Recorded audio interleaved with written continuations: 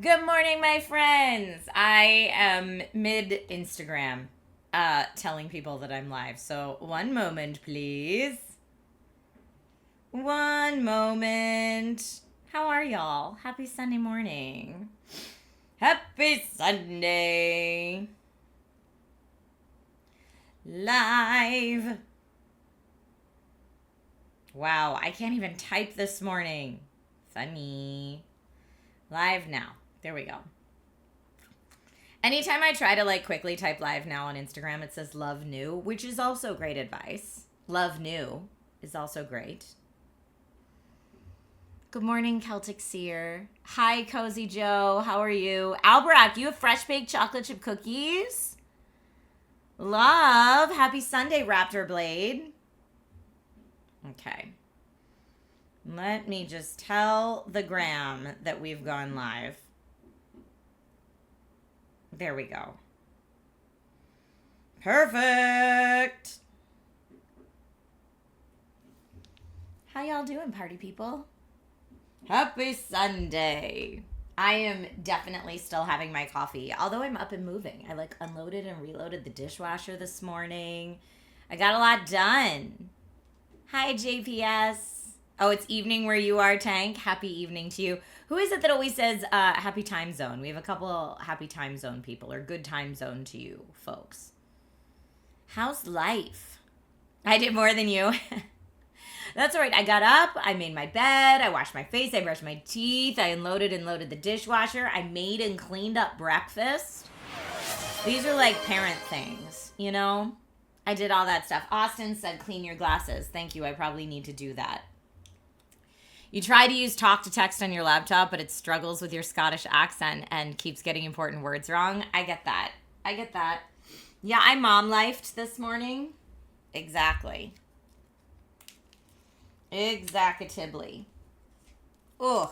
Nate is visiting a football friend for this weekend so that they can watch all the important football games together. So I'm solo parenting it this weekend. So little man might come in to stream at some point, and I told him if he does, we could play a game together. But yeah, little man might come crashing in. Did I get a new PC, Raptor Blade? If you haven't seen this one before, this one, I want to say is a year old-ish, maybe. But I have a new gaming PC and streaming PC.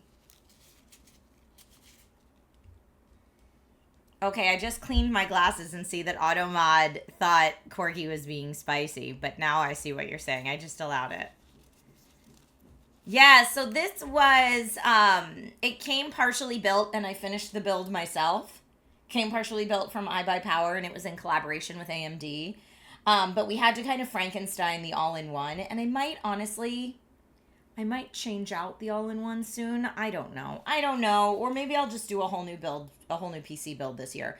And my gaming PC is also approximately a year old, and that's a pre-built from Alienware. But yeah, I don't know. I mean, both these PCs are doing fine for the moment, knock on wood, but should I need an upgrade, maybe I'll build something new, or maybe I'll do a build this year and do it as a giveaway. I don't know. I struggle with builds as giveaways because I never know how I'm going to ship them to people. I guess I could do winner pays shipping because I don't want to exclude the international folks, but at the same time, it's really hard to ship a desktop PC internationally. Even shipping it within the US is usually $100 plus to ship it.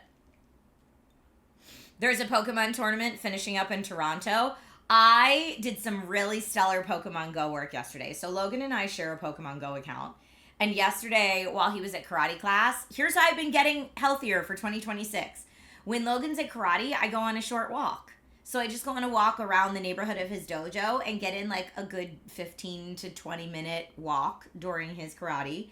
And I did that with Pokemon Go, and I caught a whole bunch of new Pokemon we didn't have yet because Logan and I share an account. It was great. Landar says I'd pay shipping if need be. All right, well, maybe that's what I'll do.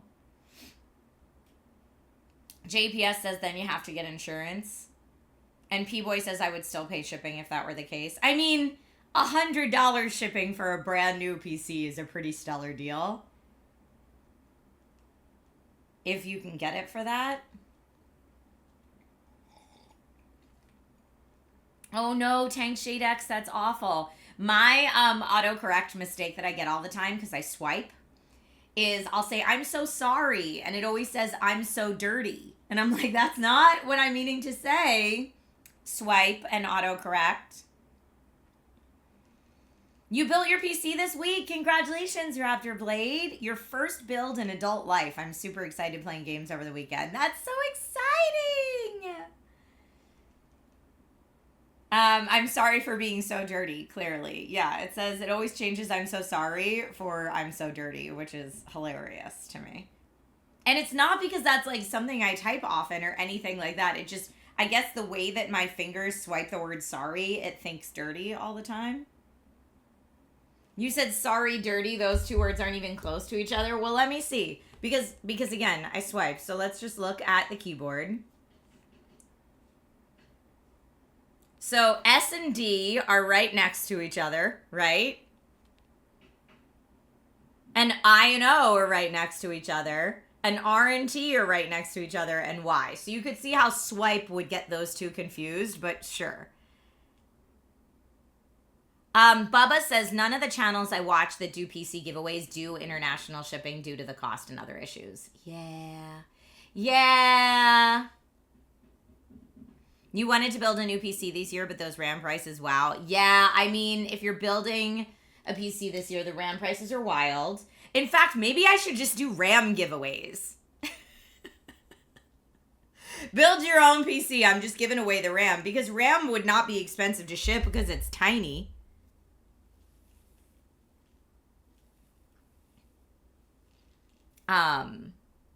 You don't use swipe testing. I'm a very fast swipe texter.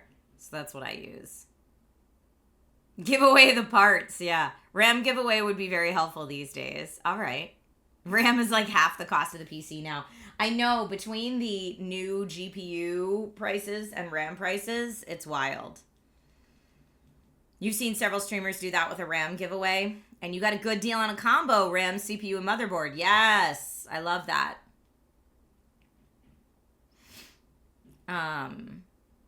Dragon, naturally speaking, is known for handling accents better than built-in. Okay. Swiping is more accurate than pressing keys for me. Yeah, I'm just a lot faster with swiping because I've been swiping for years. Oh, I know. AI data centers taking all of our RAM and GPUs. I mean, I feel like we went through the GPU thing and then there were consumer GPUs again. I'm hoping the RAM thing will pass, but it's not looking good right now. Always an excuse to jack up the prices, right? I'm with you, North. That's what it feels like. It stinks. Jolt, dude, what do you use then? You said you're not a fan of virtual keyboards. Do you use like a clicks attachment? What do you use to type on your phone? Good news from CES. Hardware keyboards are back. Yes. Now the 5070 Ti's are sold out almost everywhere. Yeah, that doesn't surprise me. Price per ounce. RAM has to be a great investment if you can manage it properly. I mean, yeah. Yeah. Not yet. You just stick to regular typing because you've seen mixed reviews of clicks. I know some people that are clicks power users where like they program macros onto their clicks keyboards. And for those people, I mean, they've made it work for them. Like clicks is absolutely the way to go. But I imagine if you're just casually using it sometimes or just getting into it, I don't know. Like I for me, I don't know that it's like worth it to me to carry something extra around. Oh yeah, I'm sorry for people who don't understanding what swiping is, and I'm just talking about it like it's no big deal. Swiping is here. Let me just open like a notes app on my phone and open a new note. Okay, so if I'm using a note, it's just like this. Here, so if I'm going to swipe Trisha, Tris, oh, but of course I'm doing it backwards. Hold on. I'm going to do it with my right hand since I'm right-handed. But if I'm like, Trisha, yep, see, that's my name, is not awake. So you can see it says Trisha is not awake, but I'm just like drawing lines over my keyboard to type rather than like using two thumbs and hitting every single key. But I just normally swipe with one thumb, and that's how I type on my phone. Landar says that works. Holy heck. I mean, it's an Android thing, or it was originally an Android thing. But now there's third-party apps you can get that, like, I like to use Microsoft SwiftKey. That's my favorite swiping app, but there's probably better ones out there. I've just used SwiftKey for years. You can't get used to it. But yeah, they used to be, again, this might be different now, but it used to be in like the world record fastest phone typing championships, because apparently that's a thing, like fastest texting championships. The top like 3 to 5 winners always went to people who swipe, because swiping is so much faster. iOS still has it built in. Okay, nice. They didn't for a long time. It was an Android only feature, but Apple has been better about adopting Android features that people generally like. Apple's usually bad about saying they invented it, but they didn't invent it. That's the default you use too. But yeah, I love swiping. I think it's great. You forgot about swipe, you just use Gboard. Well, but Gboard has swipe functionality, so I think it's called swiping because wasn't the original app that did it called Swipe? Maybe I'm misremembering that. You miss graffiti. What was graffiti? Or do you mean like actual graffiti on walls? Or was that an app? Yeah, the actual app called Swipe. Okay, yep. I'm trying to go like way back into my memory for that. You have returned. Graybeard! Graybeard, thank you for the resub. You still don't use swiping and forget it's available now? Yeah, I love swiping. But yeah, that's how I text everybody. But yeah, when I do sorry, sometimes it thinks I'm saying dirty, which is always funny. Ah, DJ Willie Show, I love that alert too. It makes me happy. Oh, Raptor Blade says I switch based on if I'm using one hand or two hands. Yeah, that makes sense. If I'm typing in landscape on my phone, it's 2 thumbs because it's too hard to swipe all the way across the phone. That doesn't make sense. But when I'm one-handing, swiping makes sense for me. But I also use a rather large phone. I wonder if people who use smaller phones deal with it differently, you know?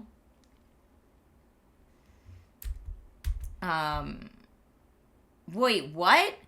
Someone got to 50 SSDs, their kid got to 50 SSDs and snapped them in half? No.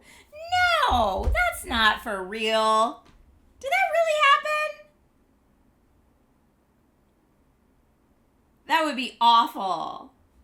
Thank you. I love my Captain Carter shield too. That was an anniversary present one year from my husband, though. Because he's very nice to me. He is very nice to me. Yet, no, I have to swipe. Not Trisha, no swiping. Hey, not speaking of anything in particular other than that it's what I'm looking at right now in front of my face. Quarantine Zone has been getting a lot of players on Twitch. Quarantine Zone, our Ultimate Gong Show winner from last week. I didn't get that reference, Mr. Yasman. Maybe I'd need to hear it, like, delivered in the proper cadence. Imagine if it was DDR. I'd love that. I would love that. Animal Crossing New Horizon has a lot of players right now, too. Because of the... Oh, it's a Dora the Explorer reference. Got it. Thank you. Thank you. I didn't watch a lot of Dora, and Logan didn't watch a lot of Dora. So I don't have it. My neighbor's having construction done, so if you hear hammering or drilling or sawing, that's what it is. It's my neighbor having construction done on their house. And every now and then, I'm just going to, like, pop out and go check on Little Man. You open Animal Crossing New Horizon and your villager confirmed they haven't seen you for 5 years and 1 month. Oh, no! Okay, good. You're not hearing anything. Nice. I just seen was streaming Animal Crossing New Horizon. Yep.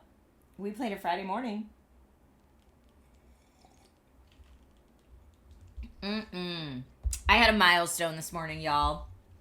On Nintendo Switch, I friended my kid this morning. It's the first time I've ever friended my kid in any game platform for anything. So that was like a moment. It was a moment for me. My coffee is a little bit cold. How's everybody else's weekend going, though? I know Nate's football team lost yesterday. That was a sad thing. It's a big step, right?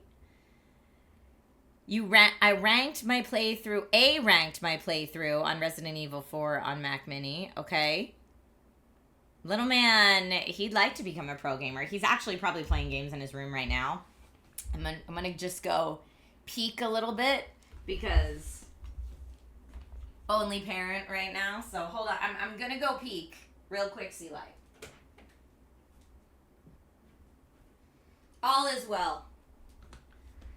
All is well in my house. Hi, Cher. How are you? You friended a kid and you would have got... No. I friend requested and got accepted by my kid. Mine. What game is Logan playing? Right now he's playing a tablet game that his cousin introduced him to called Geometry Dash. I don't know if anyone knows that game, but it's a kind of like a Flappy Bird style game in that you tap to jump. You tap the screen to jump, but it's different shapes navigating through like speedrunning platformer levels, essentially. But what his cousins like about it, and what he's getting into now, is you can also design your own levels. So you can play other people's levels, and then you can design your own levels. So that's what Logan's been playing, that game. That game's older than him.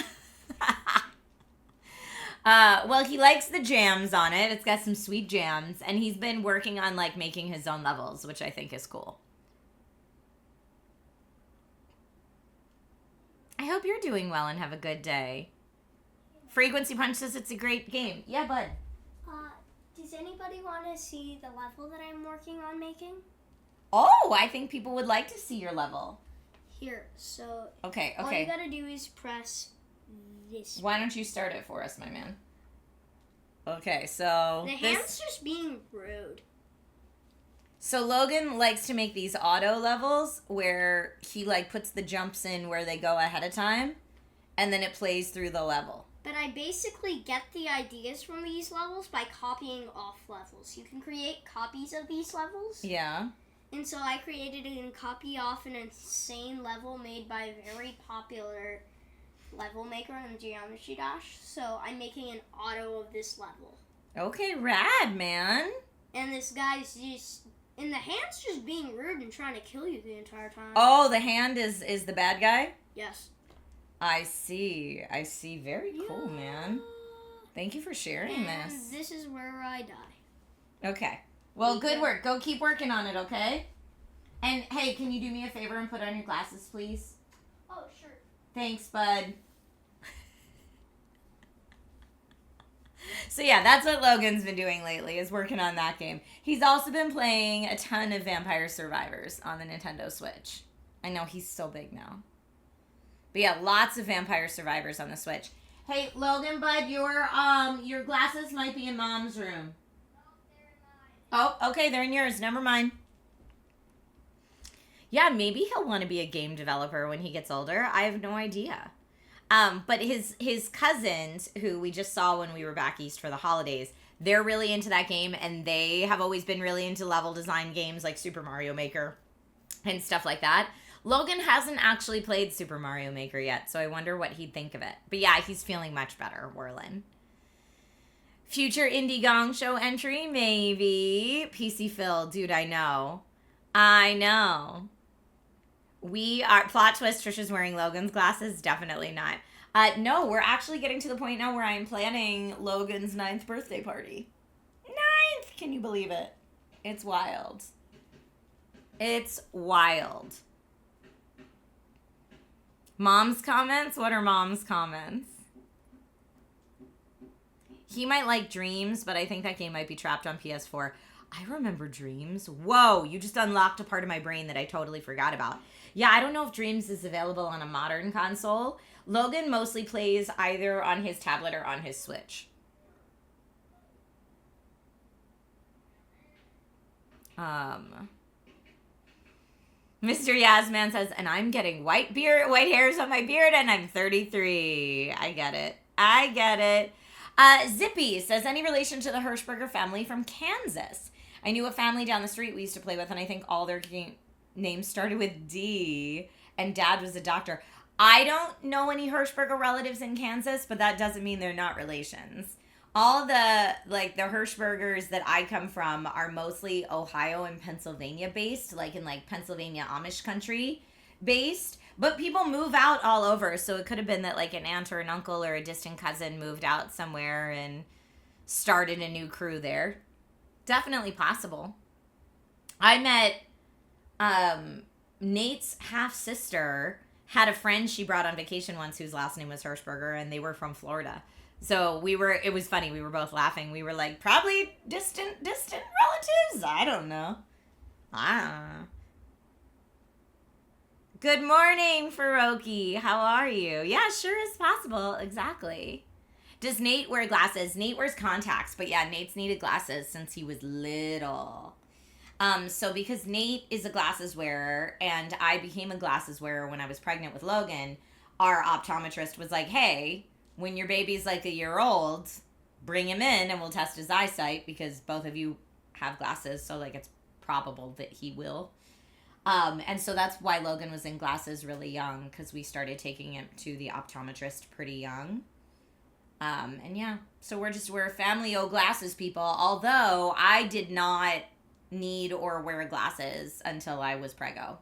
Pregnancy changed my vision. Whoa, your name is it Michaud? Is that how I pronounce it? And every Michaud in North America can be traced back to one guy from Quebec? That's kind of cool. Never met someone with the same last name? You might be the last one in your line. I don't know. You got glasses in kindergarten? Yeah, but yeah, since Nate had glasses since he was really young, he wears contacts now. Whereas I didn't get my glasses until I was much older, so I still think they're like a fun fashion accessory and I enjoy wearing them. The only time I don't enjoy wearing them is when everyone says I look like Lauren Boebert and then I want to like pop people in the face, because that's not a kind thing to say to anyone. I'm like, look, long brown hair, white lady with glasses does not automatically make me Lauren Boebert, but thanks for playing.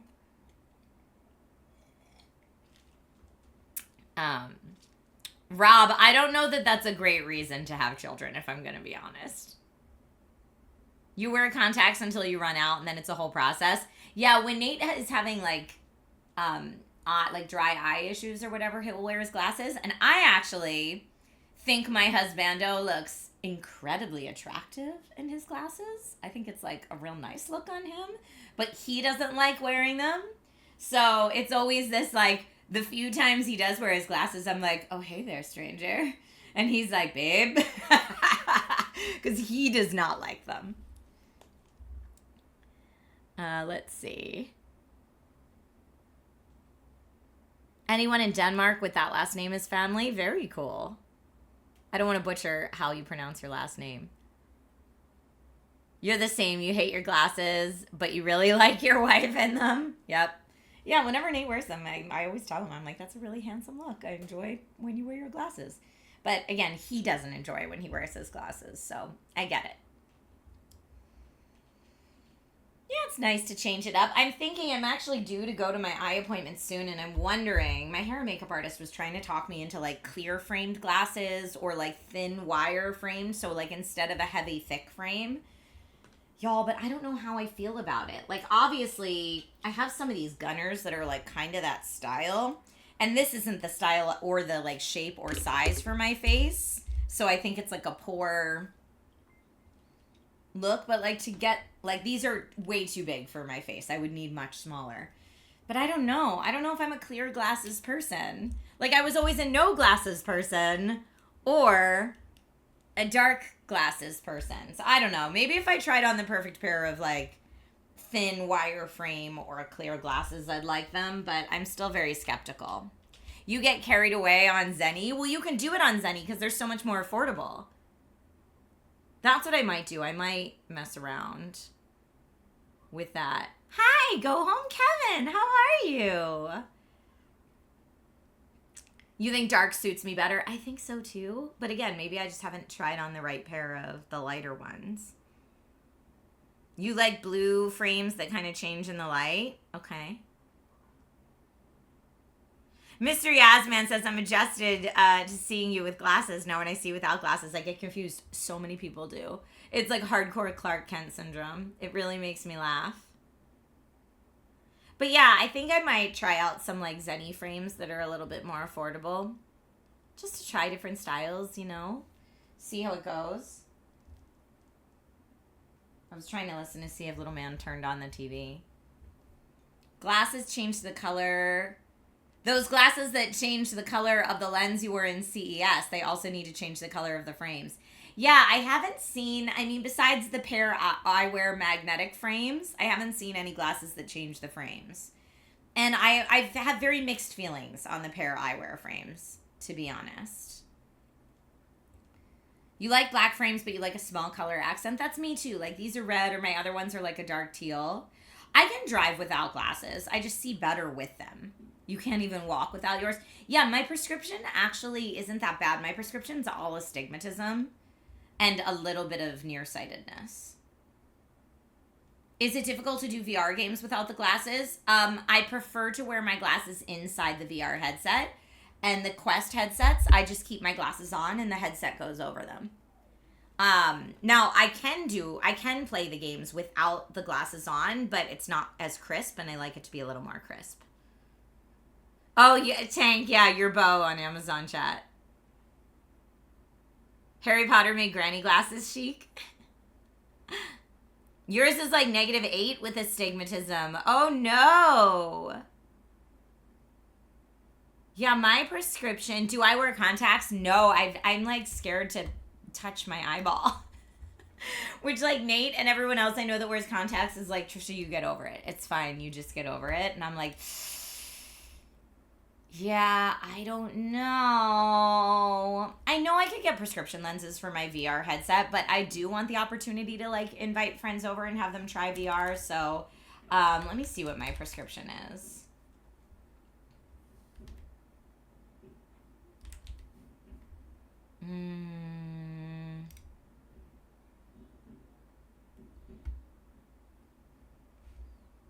I thought I had it somewhere in here.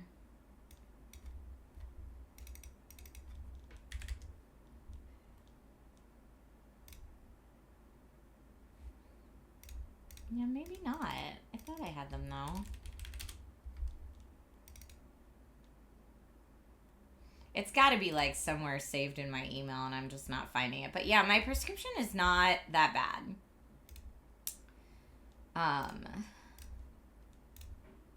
I should have it saved somewhere.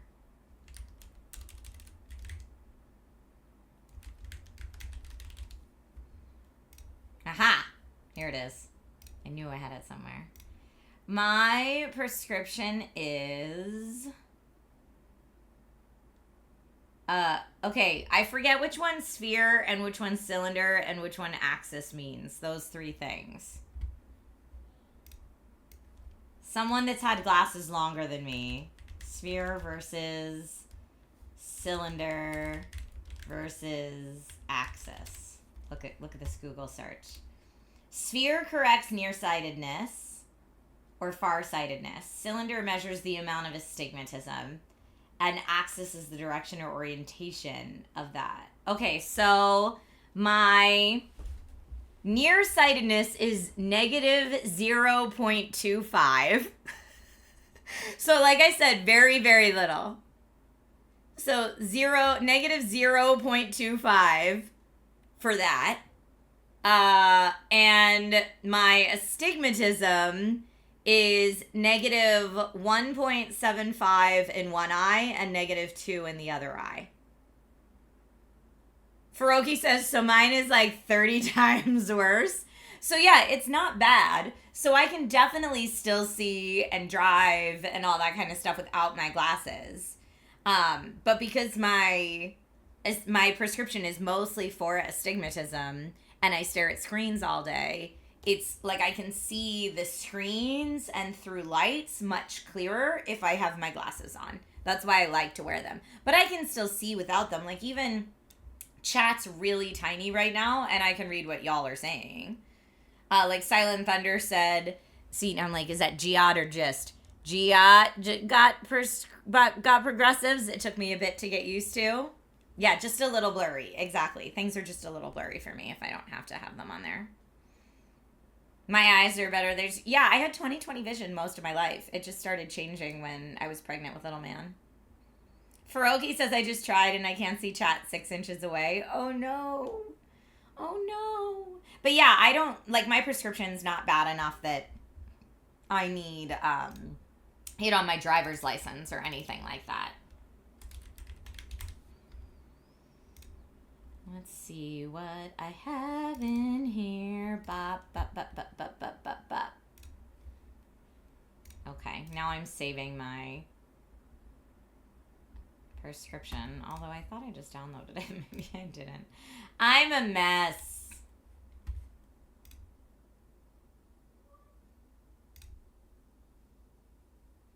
Download that and put it in here. I already have it in there. How funny. Okay, there we go. See, I'm more on top of it than I thought I was. You're definitely nearsighted, very nearsighted.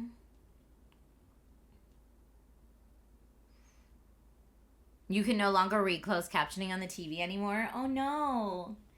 Yeah, I can watch TV without glasses on. It's just crisper if I have them on. Like, my optometrist always laughs, and, like, when she is adjusting my prescription and making it, like, slightly more fine-tuned, she'll be like, we're just making you a better gamer. That's all. And so, yeah, because my prescription's so little, and I've only had glasses now for, well, Logan's about to turn 9, so about 9 years. I haven't gotten to the point where, like, I want to do contacts daily or anything like that. Hi, Matt Mania. I'm doing well. You're in need of a wholesome community today. Come join the wholesome community. Your eyesight is 2400 without glasses, and you got progressive lenses a few years ago. Gamer glasses trademarked by Trish? No, there's so much hate on gamer glasses, or like, well, I don't like them being called gamer glasses. I personally have a few sets of computer glasses that if I'm in this room playing video games and, like, the lights are out and my screen is just really bright and it's late at night, I will put on my computer glasses. Now, if this helps prevent eye fatigue because they're prescription, or it helps prevent, like, blue light keeping me more awake or anything like that, dry eyes, like, whatever, why not? I'll take every little bit of help I can get. But I know there's a lot of people that are very anti-computer glasses, like, think they're total BS and they don't work. Again, I say, why not? Anti-glare, yep. Your glasses already include the blue light filter. Nice.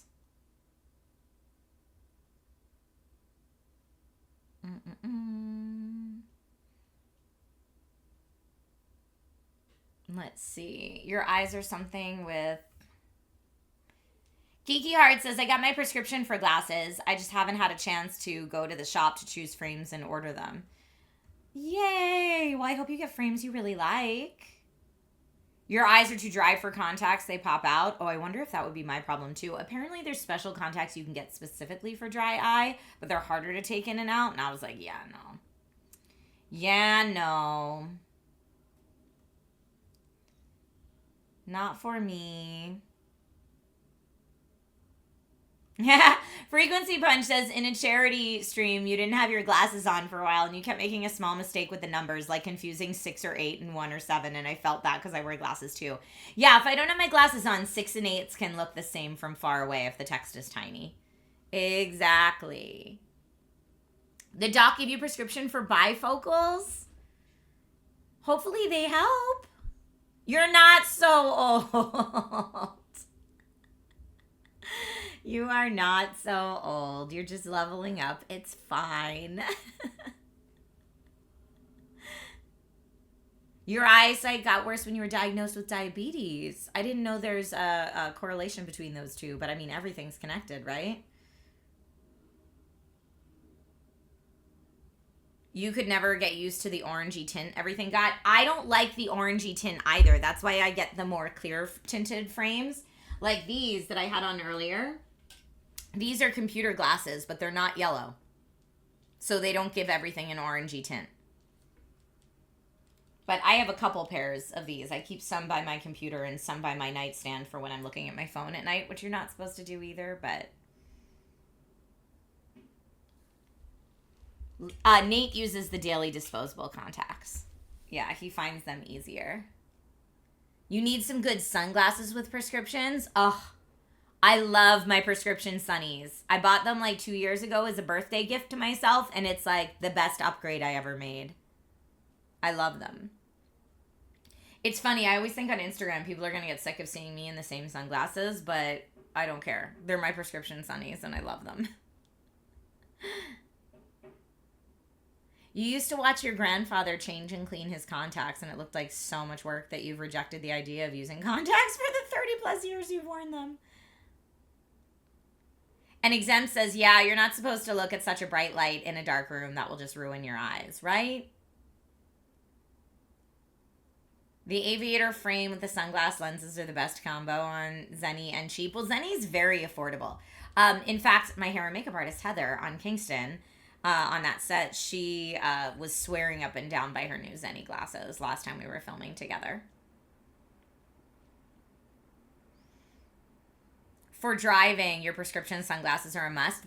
I wear mine when I'm driving all the time. Transition lenses were hard for me while driving because I wanted them to be sunnies, and because of the roof of the car hiding most of the sun, they wouldn't change. I only did transition lenses once, and they weren't my favorite for me. Because I was like, there's sometimes that I'm outside and I want to take a picture with like regular glasses, not sunglasses, but you don't really have that option. So even though it costs more to have a pair of prescription sunnies and a pair of regular glasses, over the years, I allow myself one new pair of prescription glasses a year. And sometimes I don't even get new frames. Sometimes I just replace the lenses and frames I already have. But I allow myself one a year. So like the 1 year, and my prescription also doesn't really change year to year right now, thank goodness.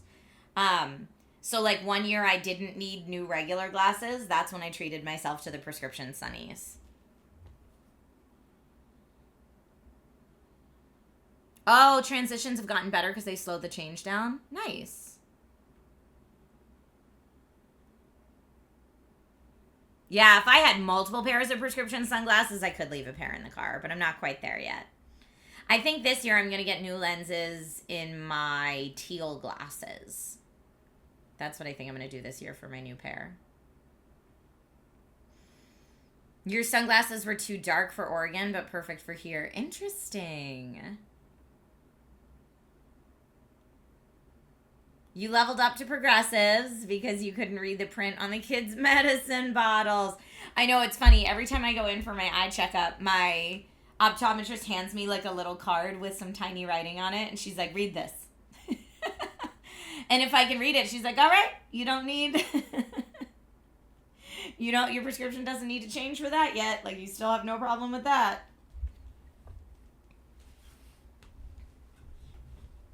You hate that game, the read this tiny thing game?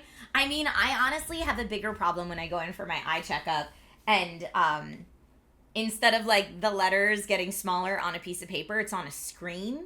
When it's like a white screen with dark letters or a dark screen with white letters, but it's backlit, that's when I have a much bigger problem with it. I'm like, if you hand me a thing on a piece of paper, I can read that just fine.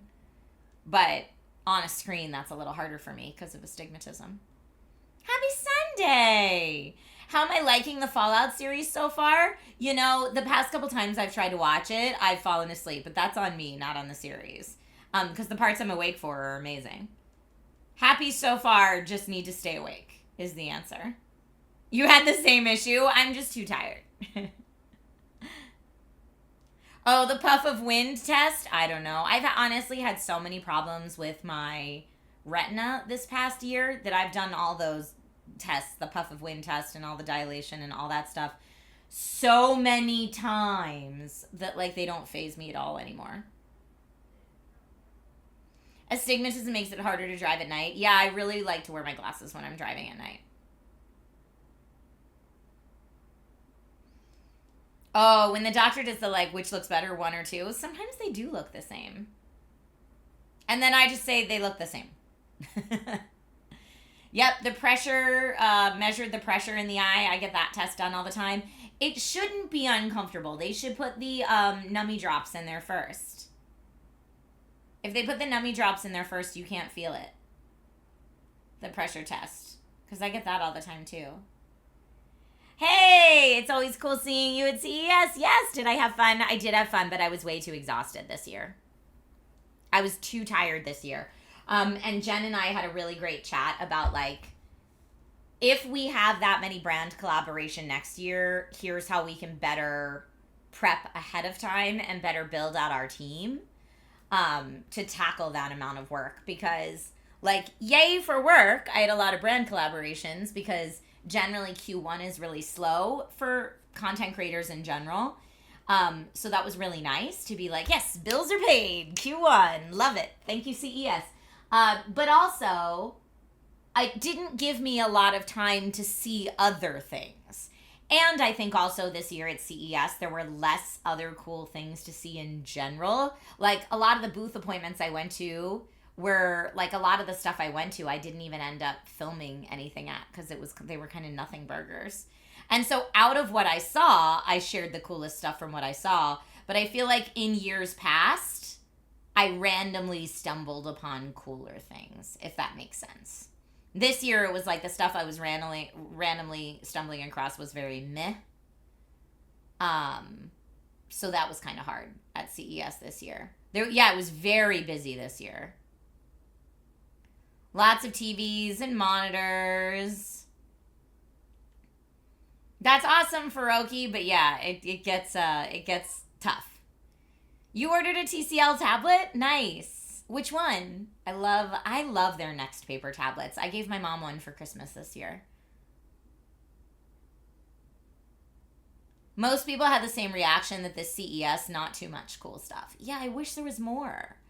I found cooler things randomly last year. And this year I had some appointments with cool stuff, and then I got to the booth and they were like, not working, AI, not working, no Wi-Fi.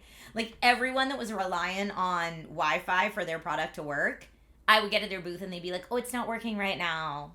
I'm like, or there were also a lot of brands that, like, their stuff wasn't really ready yet, I think. And the reason that I say that is because they'll be like, oh, this is your pocket robot friend. And I'm like, oh, cool. Can I see it? And they're like, well, you can't hold it. Only I can hold it. Okay. And then they're like, well, it can't have a conversation with you right now because of Wi-Fi. And I'm like, okay, so it's a stuffed animal. For the purposes of, like, what you're demonstrating right now, it's a stuffed animal that moves a little bit.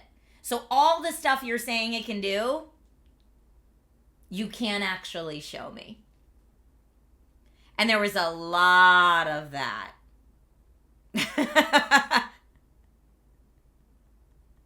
Thank you, C-Cal. I try so much. And there was a lot of stuff, like I said, that I saw that I didn't put in any of my videos because I just didn't think it was interesting. You had that problem years ago at PAX East. But yeah, there were a lot of, like, I'm like, look, if I can't try your product here, then I don't want to show it off. Like, it's not interesting for me to film a random stranger holding a robot that you say can do things, but you can't actually show them. Like, I'm making video content. Show me what your thing can do. This is your time to show it off. I don't just want you to stand there and hold it and then tell me what you say it can do. Show me. Show me what it does.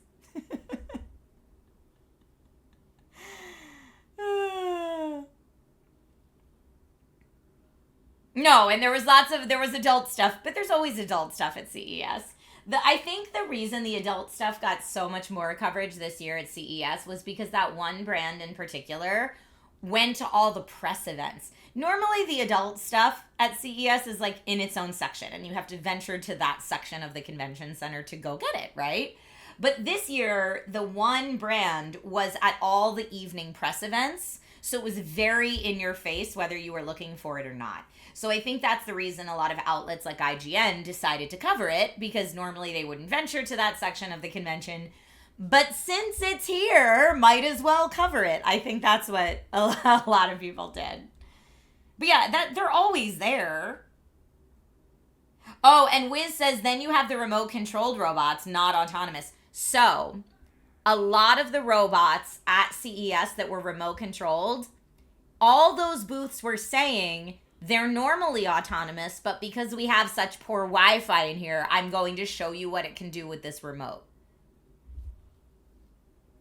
Which again, it's like, okay, cool. So am I just taking you at your word then? Because you're not actually showing me anything. There was a lot of that. And like on one hand, I feel really bad for these companies that pay a ton of money to be at CES and show off their thing and then get there and maybe realize like there's absolutely no coverage. Like no Wi-Fi, no cell signal. You are just left out to dry. Like I feel bad for those companies on one hand, but on the other hand, like it is my job as someone reporting on it to be skeptical. Yeah, the Wi-Fi is absolutely terrible at CES.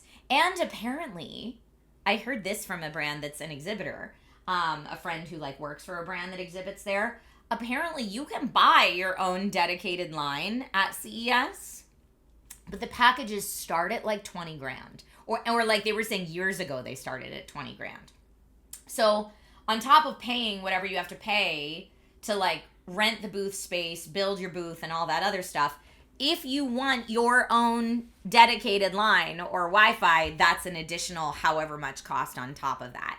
But, yeah, Takayoma says that's mad. Like, $20K, I think, on the cheap end for, like, their cheapest one.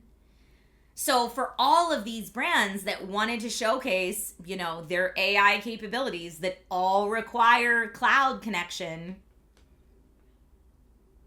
that was a really big problem this year. Because I get it, like, especially if you're a small business trying to exhibit at CES for the first time, you can't just blow an extra 20 grand on Wi-Fi, or maybe you factor that into your cost for next year. I have no idea. But Geeky Heart says, yes, we always run into that issue at shows. It's wild. It's wild. Yeah, and again, it's not, I don't think it's as simple as like CES just needs to upgrade their Wi-Fi. I think that there's so many people there trying to use it and like power use it all at the same time that I think it's a more complex problem than people realize. M Hot says, can you bring a hotspot? You can, but your hotspot is required, is dependent on cell signal. So if your cell signal is trash, your hotspot is also going to be trash. So, and imagine how many signals are being sent at CES. Yeah, and probably lots of people have hotspots at CES that are trying to pull from that same cell signal, right?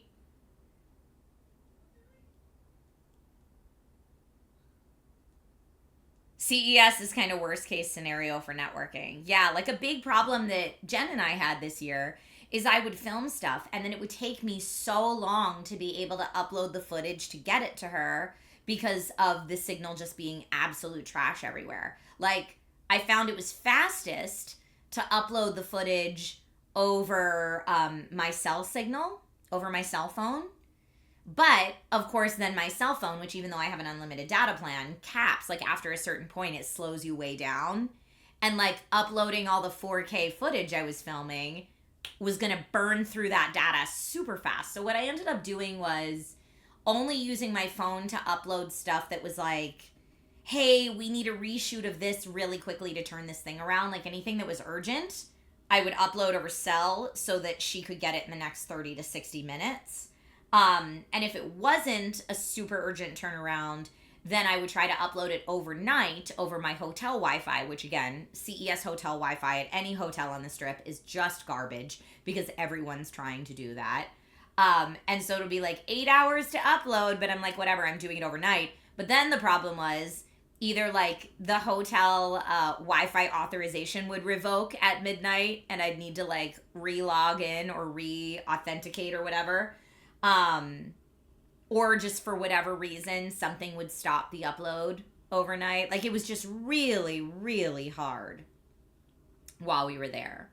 Did I try the Verge motorcycle? No, I didn't even hear about it. New user says that is expensive, but at the same time, you can't do some research and plan for that. I mean, if I was there exclusively showing off my product that depended on Wi-Fi, I would think that you would want to plan for that. But there were so many brands that did not. You remember having to go a block or two from the convention center just to get better signal. Yeah, it's gnarly. It's gnarly. Bye, Silent Thunder. We'll see you in a bit when you get back. And yes, here providers can cap data speeds at a certain point. So that's all the unlimited data plans I know are unlimited data. And once you hit this much data usage for the month, we slow your speed way down. So still technically unlimited data, just much slower after a certain point. And yeah, hotel internet's garbage. So yeah, one of the biggest issues Jen and I had this year was me being able to get the footage to her physically.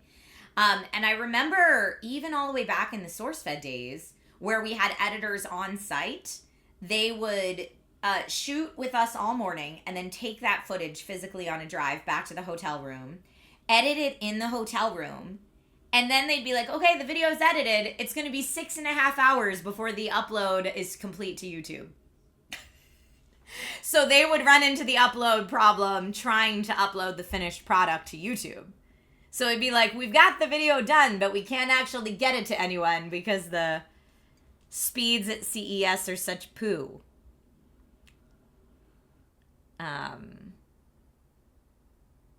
Tank Shade X says, we have data plans like that, but they're marked differently because we have stricter laws in language and advertising. That's nice.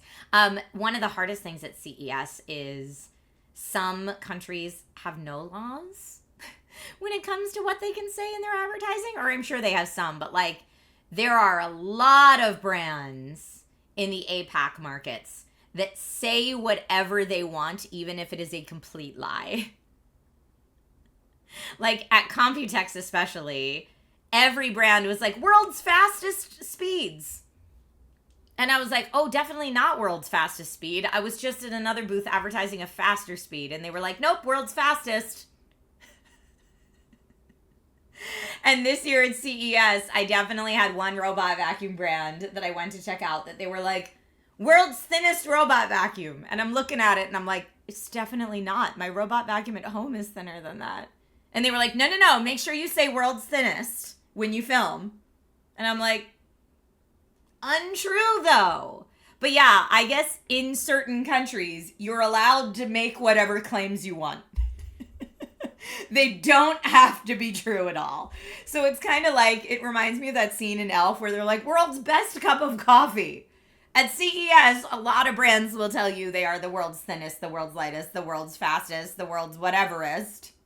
And it is untrue. So you cannot just take their marketing people at face value because they will bold-faced lie to you. St. Clair says, make sure you lie when you record, okay? Yes, some of them are wild. Geeky Heart says, thinnest in this price band for blue vacuums in this area code. Yeah, maybe that's where they're like cherry picking their data from, but it's so funny to me. And like, you know, I'm trying to be diplomatic all the time when I'm there. I'm like, okay, thank you. And then I just turn around and don't say whatever they said because untrue. Raptor Blade says, I never take the word of anyone when they say fastest or best at anything. Some of them actually can make that claim, but it's pretty obvious. Like, for example, when Lexar was like, first 1 terabyte micro SD express card to market, to sale.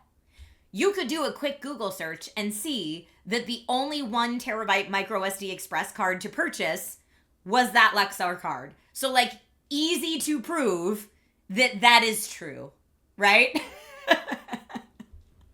And for those claims, I don't mind those claims because that is true.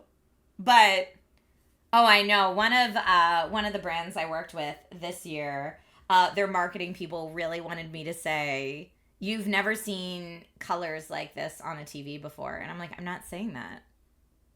I don't know what colors people have seen on TVs before. I can't say that like that's fact.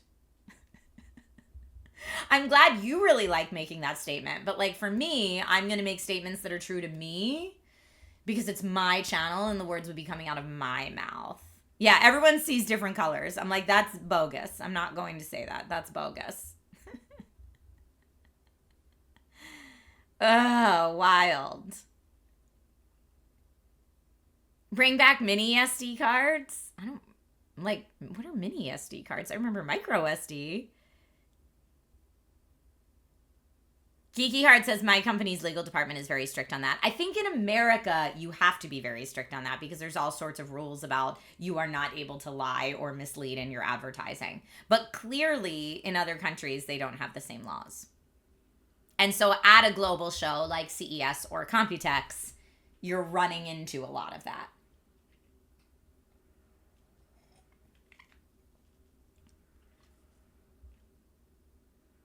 Mini are about the size of a U.S. postage stamp. That's what a regular SD card is. Oh, I guess not. I guess that's a little bigger than that. I'm like,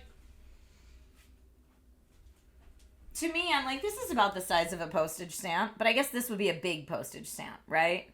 So maybe a little smaller than that. It's always better to be upfront, Geeky Heart, for sure. But yeah, it's funny to me because all the marketing people I've met, and I love marketing people, but all the marketing people in tech that write the press releases, I'm like, take a shot every time your article says game changer, innovative, or revolutionary. Every press release. It makes me laugh so hard. William, thank you for gifting a sub. You're so sweet. We are building an army. Some companies in the U.S. might care less about U.S. laws if they're confident those consumer protection laws won't be enforced in the short term. Yeah, maybe. Every press release written by ChatGPT. No, I'm talking press releases written by real people, too. It's just, you know, when you get to know someone's style of writing, all the things they write start to sound very similar. And I feel like almost every marketing person in tech went to like the same school of revolutionary, game-changing innovation. A really standout in this product category. It's all the same. And very few things are actually a game changer. So I always consider it my job, like when I'm there as media, to sift through that. So I try to like find the stuff, like you can, that's kind of one of the things I like about my best and weirdest of CES video, is there a lot of times you can tell I'm like skeptical of the thing. And I'm like, okay, well here's the thing I saw. Not sure how I feel about it, but it's a thing. What do you think? Because in my opinion, I am not promoting the thing. I am telling you about the thing because I saw it. Like, I'm bringing access that I have as someone at CES to people who don't have the chance to go to CES. Whether you think the thing is cool or not is entirely up to you.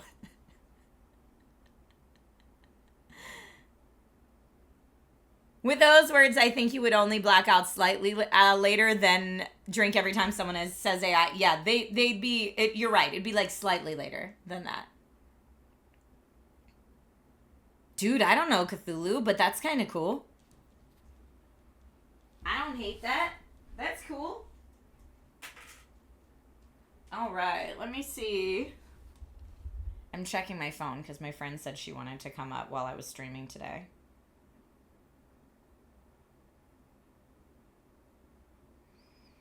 Oh, I got a cute picture of the Nerds with kids.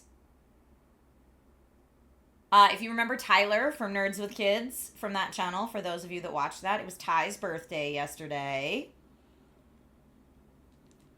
And so it's like, oh, here's what the kids look like all grown up. Oh, the actress is named Trisha Hershberger. Okay, I could see, you know, kind of close name. Spelled different, but that's all right.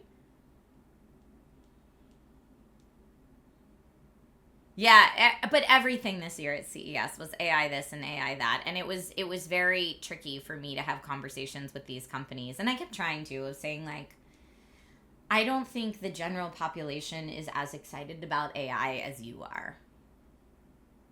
Like, I'm really excited for you that you're really excited that your product has all these AI capabilities. You seem really proud of that, and it seems like you really worked hard on that, and like neat for you. I don't think everyone else is going to be as excited as you are. Having that conversation over and over and over was very tricky. What's my favorite SNES game? I really liked I'm thinking of Aladdin, the Sega Genesis version. I didn't have an SNES, so that's hard. But probably one of the Mario games.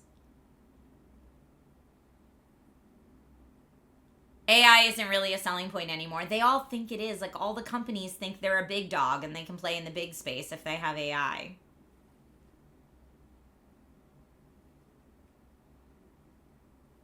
Oh, Dell said their consumers are probably more confused if they put AI on everything. Yeah, I mean, for consumers, I think they just want to know what benefit, how does it benefit me?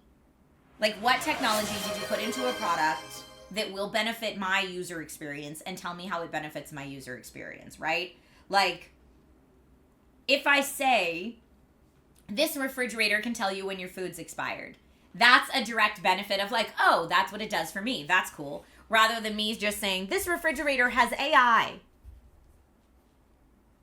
All right. Why? Who cares? How? Like, tell people what it does. Windows learned the hard way when they threw so much money at AI and, like, no one uses Copilot. I mean, no one really used Cortana either.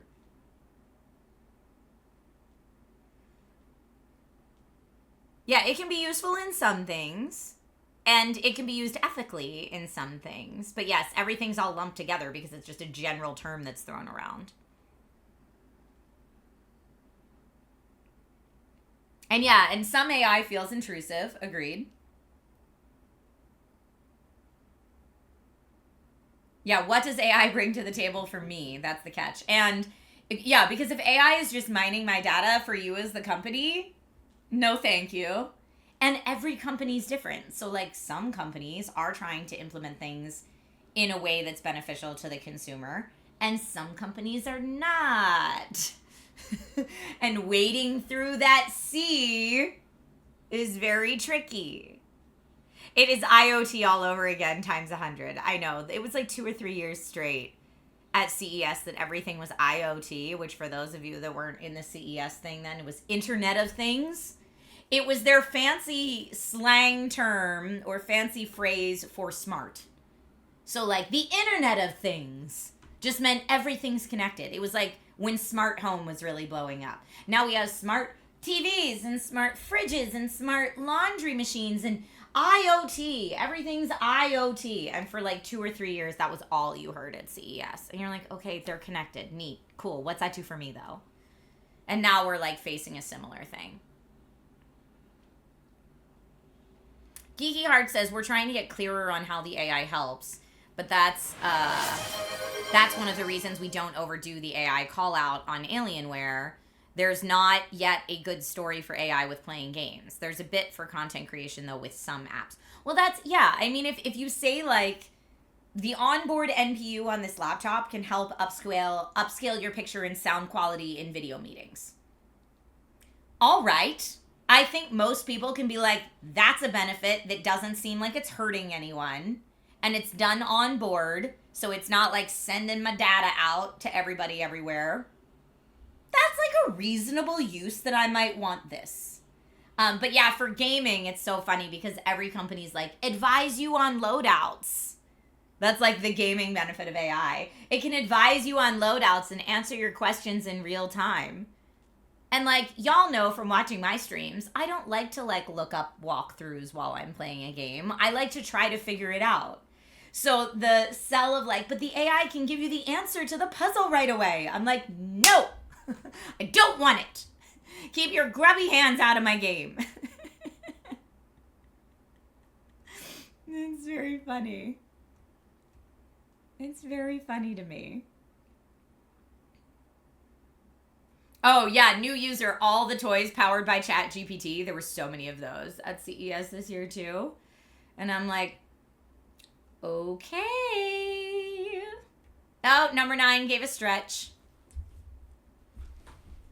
Stretch reminder. Thank you. I've been sitting for too long. The stretch reminder means I should also check on little man. Hey, little man. You doing okay? Love you. I got a yup. Thank you for that. Starcat says, also I ask, what are you doing to make up for the environmental impacts of your AI product? And some companies are really upfront about that. Like, for example, Geeky Heart has thrown out in chat that Geeky Heart works with Alienware, which is owned by Dell. Anytime I've ever partnered with them on anything, there's like a whole section of their brief that's like, and here's everything we're doing for the environment. And there's actually a lot of companies that do stuff like that. Dun, dun, dun. People Yard says you were looking at the new GPU 50 series and one of the features was AI graphics enhanced. Yeah, enhanced graphics don't bug me as long as they're good and don't look like crud. If you wonder if AI can make you better at precision platformers, I'm sure that there are companies out there that will advertise that. Whether or not that's true is a completely different story.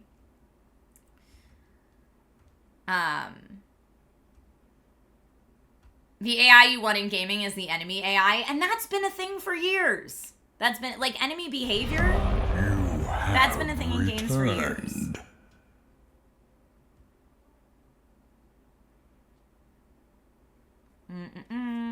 AI could probably give you hints if you want them, yes. Joker Joe, that's exactly the thing you run into is, it has AI. Okay, what does it do? But it has AI. Okay, but what does it do? There's a lot of that. And that's a marketing thing I think the industry will have to fix at some point, where they can more clearly communicate the consumer benefit. And if there's regulation around it, where like the company has to also communicate the consumer privacy issues, that would be great. Oh, I'm glad you like the pants. Thank you, Chicago. They're Hellfire Club pants for Stranger Things. They were part of my new Christmas PJs this year. Every day I'm shoveling. Hope you can stay warm with all the snow. Aviator Dan, thank you so much for the resub.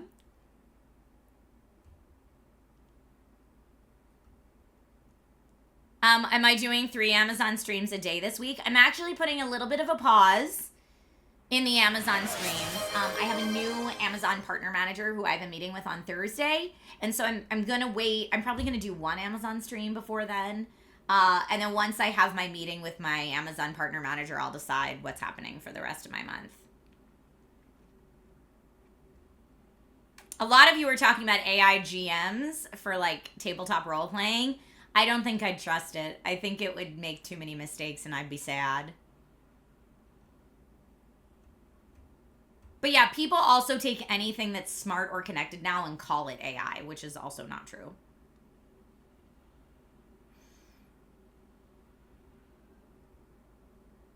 Faroki says at this point, I just assume a product uses AI. I don't see it as a selling point. It's like saying it uses electricity. I mean, it's getting to that point for sure. The things you need to be careful of is, what is it doing with your data? Like, what are the privacy risks associated with this? Because there's always a privacy for convenience trade-off, right? What are the privacy risks? Where is it training its AI models, especially if it's generative AI? Those are the big important things for me when I'm looking at it. And then also, how accurate is it? Because honestly, most AI is very inaccurate. Oh, you finished the last season of Stranger Things. Congrats. Oh, and a hydrate reminder. I'm going to hydrate with water and coffee.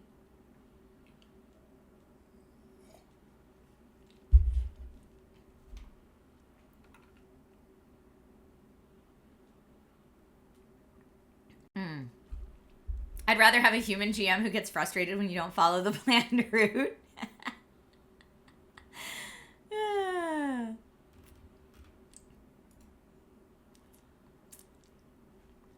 Yeah, the whole "that seems odd, but I'll allow it" thing, AI wouldn't be as fun. I agree. When it comes to creative things, I prefer my art made by humans, not robots. Call me crazy. I actually had just recently someone had emailed me offering to make I think I was telling you this before, offering to make thumbnails for my channel. And the first thumbnail they created, like that they sent in their email, I was like, this actually isn't horrible. And I was like, I'm happy to work with you a little bit if you want to give it a go. And I was like, see if you can remove this logo and just put in a different logo. And what they gave me back changed the entire look of my face and body. And all I asked was remove a logo and put in a different logo. And I'm like, oh, you're just using AI. And I said, no, thank you. Not interested. I want like real people that want to put their real creative energy into a job. And I'm happy to pay real people real money. I am not happy to pay real people money to type a thing into AI and output a very mediocre to shoddy result. But I was like, why would I use this thumbnail? I look like a cartoon character now. I don't look like a human. And also, I could do that for free. I don't need to pay someone else. I want real people. So that's my only problem with, someone had mentioned earlier that it could be cool for games if like there's very customized quest lines or NPC dialogue and stuff like that, like NVIDIA Ace was showing off. My thing with that is I still am very unsure on, are we putting video game writers out of work who would be writing that NPC dialogue, and are we putting voice actors out of work, video game voice actors, because now it's just like Chat GPT with a AI voice overlay. I'm like, if we're putting actual creatives out of work, I can't get behind that because I want my art made by humans. But if that's a tool so that the same amount of people are being hired, but they can work on different things somehow, which is what the big publishers are trying to say, but I'm not in that world enough to really know the difference of what the reality of the situation is. I don't know. Faroki says, I think we're heading into a traditional art renaissance, and art will save us from the machine. Art thrives in these times, especially now that we're oversaturated with fake stuff. I hope that's the thing. Chicago, you just got notified now that I'm live on Twitch, and we've been live for like almost an hour and a half. Welcome, regardless. Did Discord tell everyone we were live today? I think they did. But yeah, I a lot of people have likened it to how like we don't do stop motion animation anymore because everything's CGI animation. And I'm like, yes, but hopefully there will still be a love and an appreciation for the real thing. Like, I love stop motion animation. Love, love, love, love, love it. And I hope that there are still people who like appreciate the art, right? Even if there is a faster or newer way to do things given new tools, because that will always happen.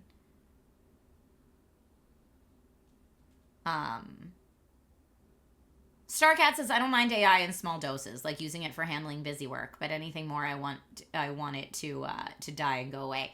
Like, one thing I just used it for recently, for Gemini. I use Gemini because I've been a YouTuber for years. They already have all my information. Like, Google already has all my information. So that's where my personal feeling is on that. Because I use an Android phone. I use a Chrome browser. Google's got me, okay? So I was on Gemini the other day, and I was brainstorming decorations for Little Man's birthday party. Little Man wants a Vampire Survivors themed birthday party. You cannot just go to a Party USA and buy Vampire Survivors themed party favors. It's too niche. They don't have it. So I was using Gemini to help me like brainstorm ideas for that. And it actually came up with a couple cute ideas that like I'm going to take what it gave me and then spin off of that, like use that as a jumping off point. But it gave me some good places to start. And for stuff like that, I don't mind it.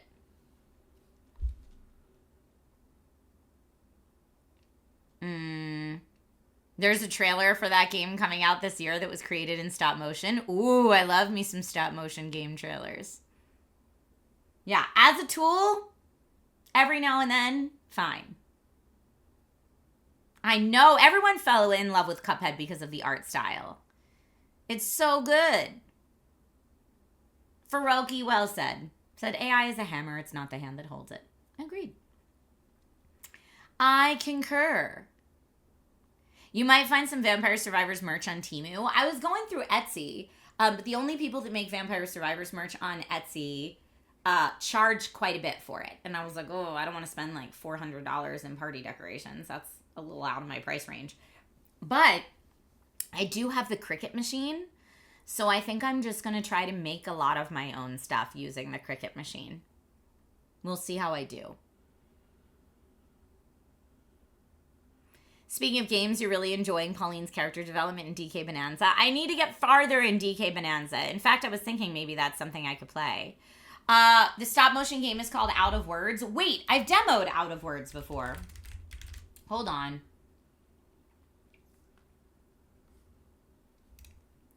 It's supposed to come out this year. Or maybe I've just seen a thing of it. Maybe I haven't actually demoed it, but I've seen a thing of it. But yeah, Out of Words does look great. What's the Cricut machine? I talk about it on the news a bunch, and I've talked about it on Amazon a bunch. But yeah, it's spelled Cricut, C-R-I-C-U-T. And it's basically a printing and cutting machine in one where you can like make your own designs and then use a variety of different materials. So let's say you wanted to use like an iron-on, like some type of iron-on material to make a t-shirt. You can design your own design. The Cricut will print it out and cut it for you, and then you just iron it onto a blank shirt, and ta-da, you've made your own custom t-shirt. But you can do that with anything, really. Like, the sky's the limit, as long as you can find a material that works with it. So you can do, like, make your own mugs, make your own tumblers, make your own shirts, hats, bags. Like, a lot of people buy one of these machines and then start their own Etsy store and make their designs and just do print on demand. Like, that's how a lot of Etsy stores are run, actually. You can make your own custom cards. You can make like little hanging or paper banner displays. So that's what I'm like, I might just try to like go wild with the Cricut and make everything.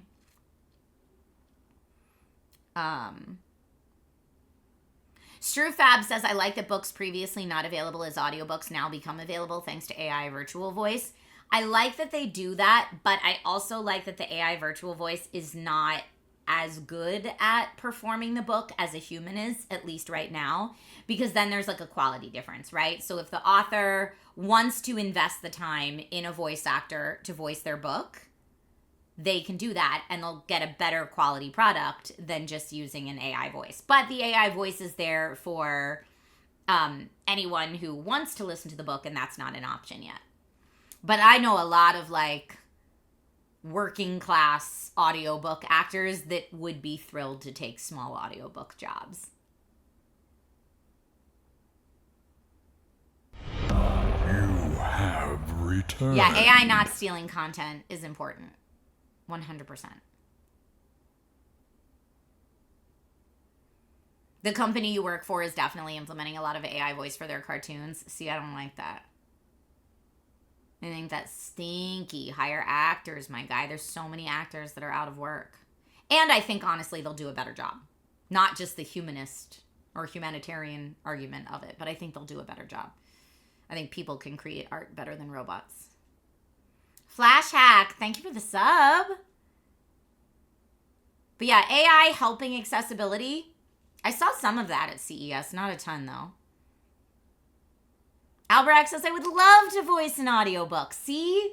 And there's actually lots of online databases where like early audiobook voice actors will do the job for a very, very reasonable rate just to get some experience under their belt. So Raptor Blade says, the other way I see it is if someone provides their voice for AI voiceover and gets paid every time a work's created using that AI voice, that would make sense. That's what SAG is trying to do. So the Screen Actors Guild, that's kind of how they came out of that strike that was all about AI, was saying, all right, if you're going to make AI versions of people's voices, at least pay them to use their voice. And like, what does a structure for that look like? Can you use it for so many months? Can you use it for so many years? Is there a price that you could use it indefinitely? Like, let's figure out what that looks like. Auto captioning live video. Yeah, accessibility stuff makes sense. Agreed.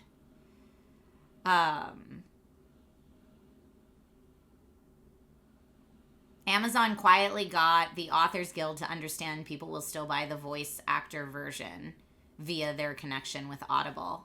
I'm not understanding what you mean. But yeah, Geeky Heart, that's what SAG is trying to do. SAG is trying to make it so that if someone gives the rights for you to use their face or voice in something, you need to like pay them for that usage and those rights. And if it's not contractual, these companies are going to run away with it. Like, how many times have we already seen, Sora gets put out there and they're like, oh, sorry, is that infringing on people's likeness? Our bad. You knew that was going to happen. But yeah, a lot of these companies are just living in a we'll apologize for it later kind of world. But I think, that, and a lot of people are saying too, like, it's going to completely turn the content creation industry on its head, and there's going to be just like AI creators in your algorithm all the time. And that probably will be true. They've said there's already like AI farms that are putting out thousands of short form video a day by these AI avatars, right? And like, of course, the AI avatars have no problem doing like hashtag ad everything or TikTok shop or, whatever. Because they're not real people. They don't care. They're just trying to make that money.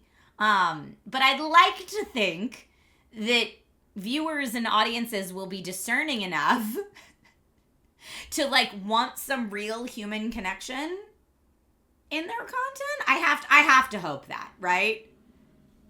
And that it's not just going to be like, this AI bot told me to buy this skin cream, so I bought this skin cream. Like, I hope that we're not there. That's the future that like the movie WALL-E presents us, right? And I hope that that's not the way it goes.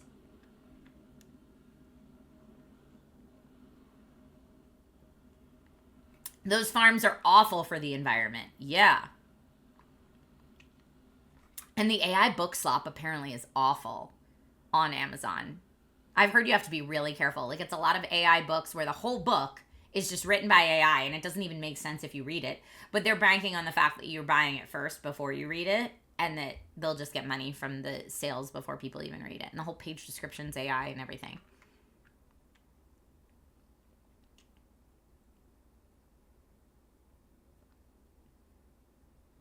Faroki, are you talking about the like Miss Cappuccino crap? Oh. GK says the voice actor in Rick and Morty was replaced by another human. I don't see a difference between that and an AI replacement. I do, because as humans, I think they can put more nuance and subtlety and heart into their acting performance than a robot ever can. So another human, even if they sound similar, I think is going to deliver a better performance from an artistic standpoint than a robot will. But that's me completely biased as a creative. I would like to believe that there's still a difference.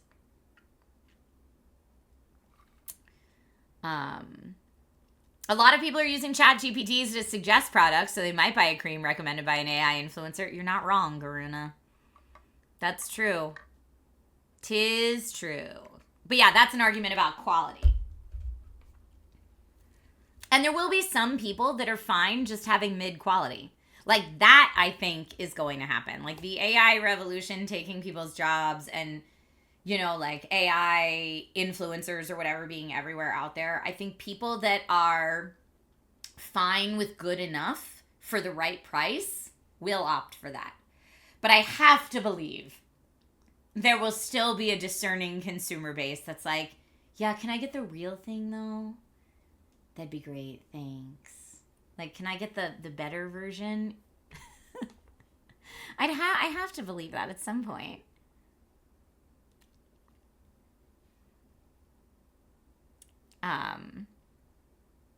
Tank, you would never allow anyone to make a digital copy of my voice. Oh, well, it's really interesting because a lot of the platforms right now, YouTube and Meta, are trying to get creators to give the rights to their voices so that they can use your voice speaking different languages to translate it for people worldwide. And it's tricky, right? Because on one hand, you're like, oh, More people in more parts of the world can natively understand my video. That's a win. But what is that platform doing with the rights to your voice in addition to that? Read the fine print, my friends. Or what if, like, I don't know, if they get hacked? Like, it's very, very scary. GK says it's like getting handcrafted wood furniture rather than factory produced. Exactly. That's where I believe the difference will happen.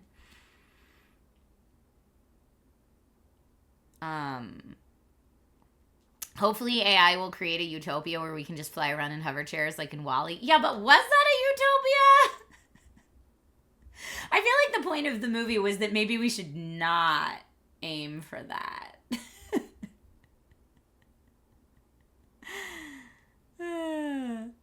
Like Matt says, if I were to somehow retire as a voice actor and then they can use my voice as long as it's for nothing malicious or weird. Yeah, I mean, and that's what SAG is trying to get, right?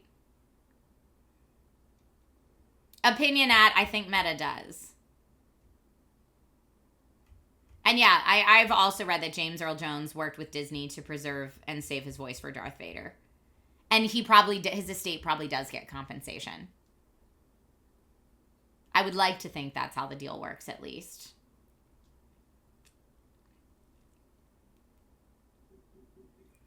Geeky Heart, that's fascinating.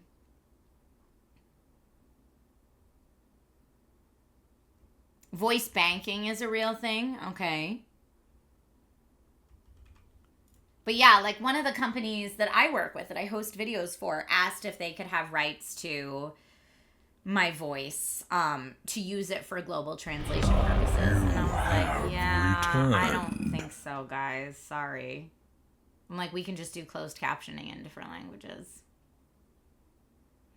And I think there was like one Instagram reel I put out that I figured, like, let's try it and see how the global... but I didn't give them my voice rights for it. I just said you can do the global translation and use like one of your already AI generated voices. And the immediate response from people was, ew, no, I hate it. They were like, that's not your voice. Make it stop. And I was like, okay.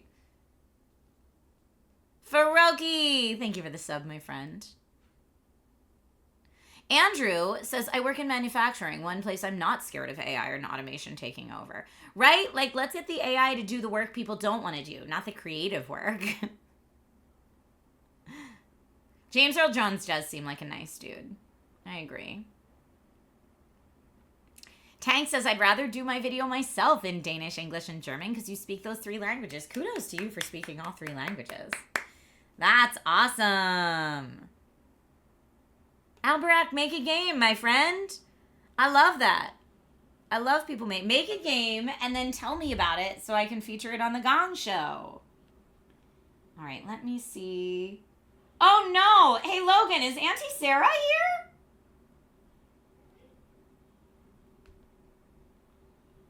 I think she's just been sitting out in her car.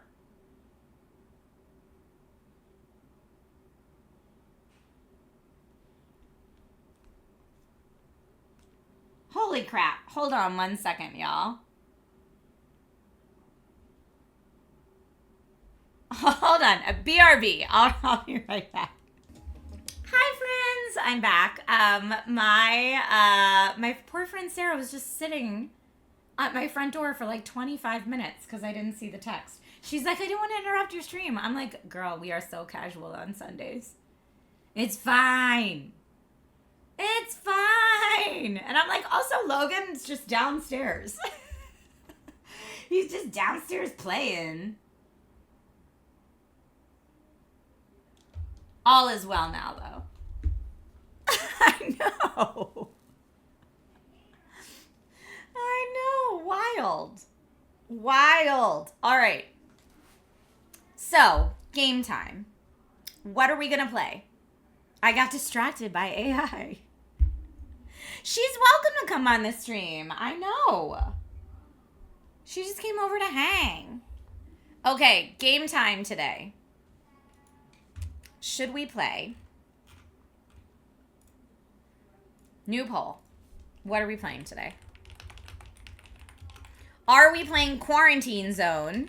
We could play more of that since people are loving that right now. Should I attempt to get a little farther in Tears of the Kingdom? Should I attempt to get a little farther in DK Bananza? And get to more Pauline's story? Should I...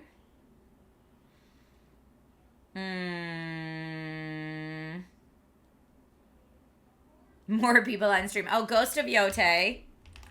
Well, there's a new Yakuza game coming out soon, Rob, and so I think I'm going to save Yakuza for the new game. Ghost of Yote. Echoes of Wisdom we didn't beat yet. You are correct. We didn't beat it yet. I'm also going to throw out there a...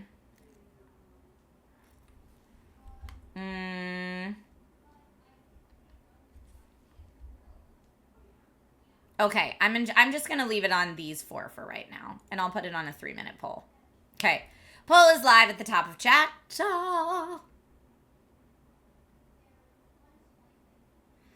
Ghosts, so you can hear Erica. All of these are good things. All of these are good things. Ants in the Pants Cub followed 14 minutes ago, and I really like your name. But yeah, here, for those of you that missed it earlier, yeah, non-AI Erica, real Erica, in fact. So people were saying you like my pants. My pants are Hellfire Club from Stranger Things. Wait. Hellfire Club. So my family did Stranger Things PJs for Christmas this year. And these were my PJ pants. Love the pants. Thank you. Thank you. Yeah, we were all about Stranger Things this Christmas. It was a lot of fun. Is that blue nail polish on my toes? Yeah, I've got blue toes right now. I thought it felt a little wintry. Normally I get French on my fingers and my toes, but last time I got my toes done, I just said, let's try blue sparkly instead. Let's do blue. No free feet. Yeah, no, I'm not going to show my toe polish close up on stream. No, thank you. Remember when it used to be against Twitch terms of service to show feet on stream? Like, even if you did it by accident? I'm glad those days are behind us because I'm barefoot a lot in my house, and, like, if it happens by accident, please, I'm not trying to, like, only feet it up in here.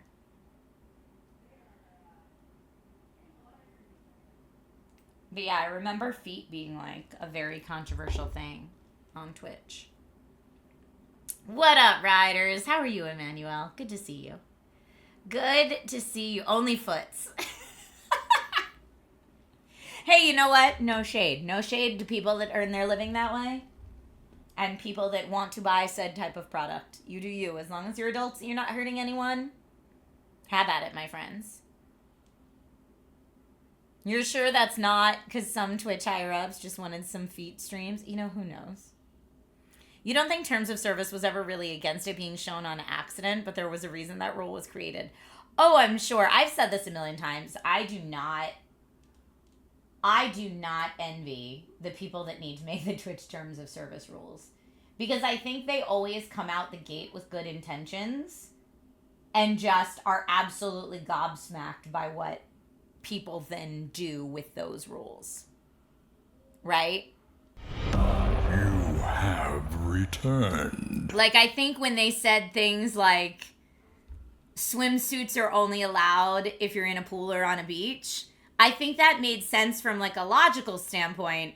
I do not think in anyone's wildest dreams they thought streamers were going to put inflatable pools in their streaming rooms to be able to wear a bikini on stream. Like, you know what I mean? Like, I thought they were like, okay, well, you know, if you're at a beach, like, it is really funny to me the way that certain streamers have, like, pushed the envelope. I think it's fascinating to watch, but I do not envy the people that have to make the rules for Twitch, because I think they try to make clear rules and then they realize that their clear rules have loopholes in them that they didn't anticipate, and then they try to make, like, fine tune it more, and they just, you know, they're combating human creativity, and I think that's hard.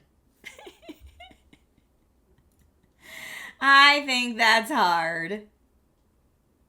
And yes, couldn't they be quicker at reacting to and changing the rules on those things? Yes.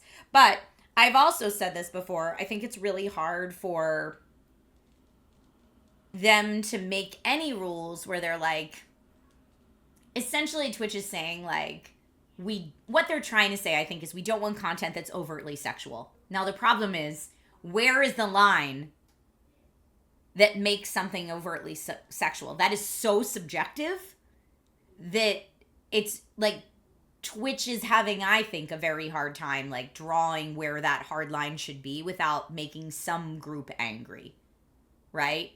Because, and people will always find ways to manipulate loopholes, right? But yeah, like, I think they're trying to say not overtly sexual. I think that's what they're going for. But again, that is way too subjective.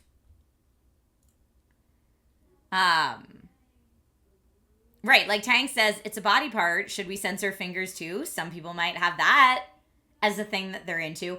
This is my, like, you're proving exactly what I'm saying about, like, what does overtly sexual mean? Like, there are people that think that any female, just by existing on camera, is overtly sexual. So they could use that rule to say women are no longer allowed to be streamers, right? Like, that's one extreme end of it, because that group of people finds just women existing being overtly sexual. Whereas on the other side, you could have, like, what I was doing with the Naked Truth series, where I'm like, well, it's not intended to be sexual.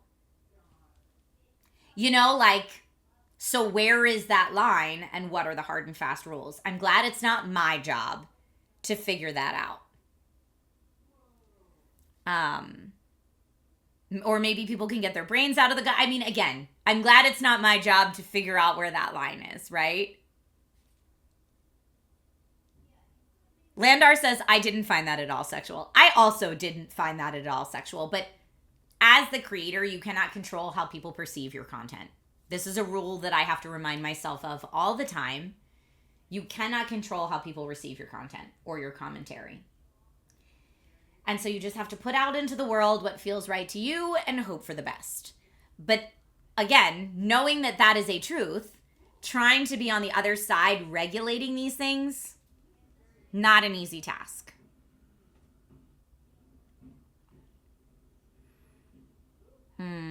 Yeah, who decides what's offensive when offensive is an opinion? Exactly. You remember the eruption that body painting caused too? I didn't get it. Exactly. And again, some people are going to be like, body painting, so offensive. And other people are going to be like, body painting, super cool art. And so as the powers that be that make terms of service, how do you decide which way to side? Or is it somewhere in the middle? And if so, where in the middle? Not my job. Not my job, thank goodness.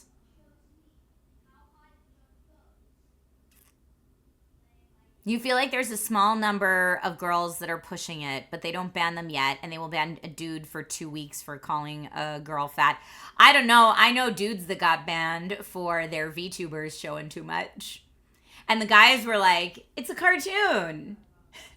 And then the response was, man, it's a cartoon dong, though, my friend. I think it's more a matter of there's a zero tolerance policy on bullying. And they've defined that pretty clearly versus the sexual stuff, which is still pretty vague. GK says, but also keep in mind, society does have norms. If you're a nudist that doesn't find the naked body sexual, that's fine, but exist in a society that does. Again, also so subjective.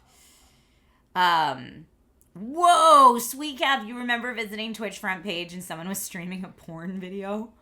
I think I remember reading about that. That was like a big scandal though, right? Ricky says, my question for the VTubers is, why are people getting models with those parts in the first place? Oh, because they're like wanting to be, I don't know, VTube erotic dancers or whatever they want to do with their channel. And they're operating on that, I'll just do it and see if I get in trouble principle. And like this friend got in trouble.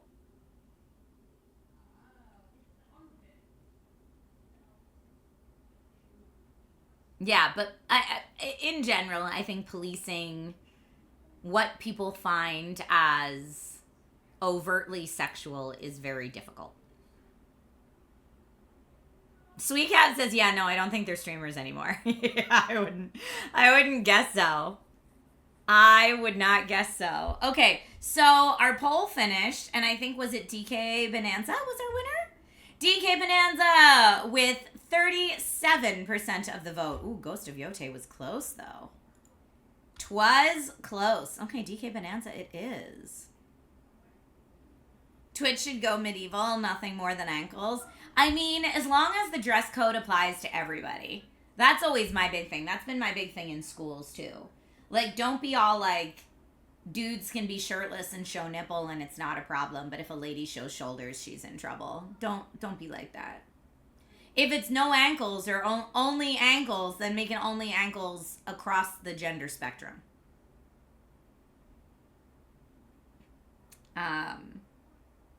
Ankles? How scandalous. Full suit of armor only.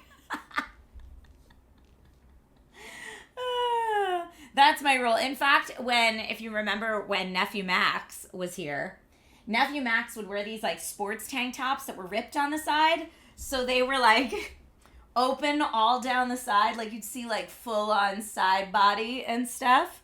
And I mean, he's family, so I can razz him, right? But I would, when he'd be like, oh yeah, I'm going to go live on Twitch, I'd come over and like poke and be like, not with that side boob hanging out, you're not. Side boob, now loud. Twitch terms of service, cover that up. And he'd like give me that like, ugh, look. But I'm like, whatever. If I can't come out and stream with side boob hanging out, neither can you, my dude. My hazmat suit was streaming safe, right? But yeah, as long as they enforce it, like my big thing with that brand deal years ago that I got in trouble for, it made me so angry because the dudes were allowed to be in dude swimsuits, full chest and nipples out, but me in a one piece was offensive. And I was like, oh, that seems like a real double standard.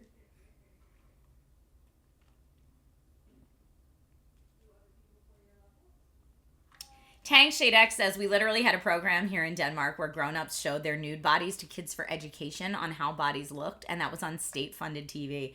Because America's, like, very puritanical. We, like, has issues with that. I personally wish we didn't, but 'tis what it is. 'Tis what it is. Geeky Heart, you're so pretty. I love you. You know I do. What if someone's fetish is someone fully covered? Armor's a bonus. You don't know. You don't. That's why it's so hard to police, though. I think it's great, too. Bodies come in all shapes and sizes, and I wish it was a bit more normalized.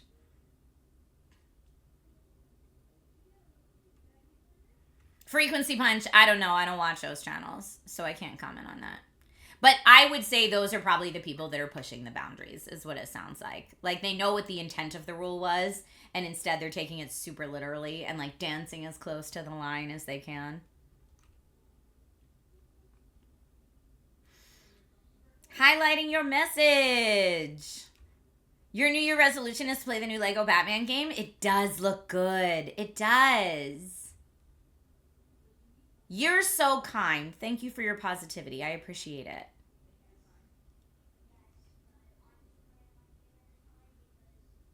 Yeah, Forlorn Night. We have no problem with violence in our media in the United States, but nudity is, woo, so scary. Full armor only for Twitch moving forward. I mean, no joke. I would love, like, if they just did it for a week, just like Armor Week. That would be great. Geeky Heart, that's awful. That's the kind of stuff that, like, I worry about. Because I feel like that's too far in the other direction. It's like what happened to me with that brand deal where I had on my Donkey Kong one-piece swimsuit. Like full coverage as much as the tank top I'm wearing right now. No cleave line or anything. Just like one-piece swimsuit. It wasn't high cut up on the sides or anything. Like very conservative woman's one-piece swimsuit with a Donkey Kong pattern on it. And this brand was like, we feel like you're using sex to sell our product. And I'm like, I'm sorry, what? You asked me to film it at a beach. What else should I wear at a beach? And your dude influencers are completely shirtless, and that's okay. Now, I will say, it was an international brand, and I'm trying to be sensitive to the fact that they might have cultural sensitivities, where their C-suite is from. But also, I live in America, and that's what we wear on the beach here. I was so mad, though, because I'm like, you're acting like I was in a micro bikini in this video. And I was legit in a Donkey Kong one-piece swimsuit. Yeah, I was pretty spicy about it. But again, different people's opinions of what's overtly sexual. But I was like, let me tell you. Was the dude in a skin-tight swimsuit? I don't know. He was in, like, a dude's swimsuit. But, like, fully nude from here up. And that was fine.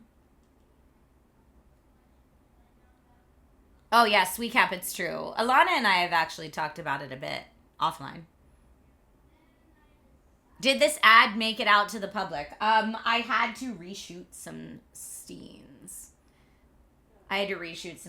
So I basically went back to the beach in, like, a sundress and reshot some of my beach stuff in a sundress instead of in a swimsuit.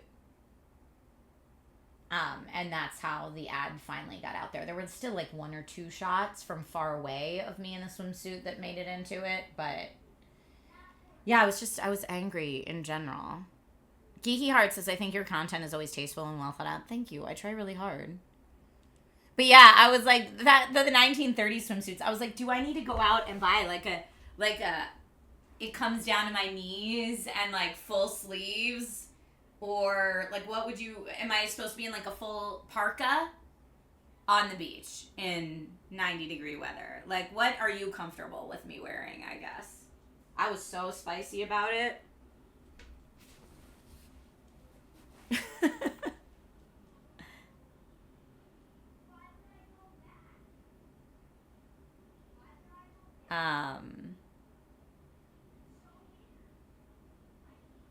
Hi, Brudoken. We're talking about lots of stuff.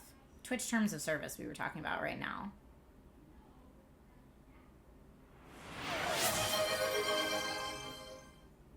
Zevin Official, thank you for the hydrate. But yeah, I do think, honestly, if I was not as full busted of a woman as I am, they might not have had a problem with my one-piece Donkey Kong swimsuit. I think that might have been part of the problem, if we're going to be for real. I don't think they could say that, but that's my thought.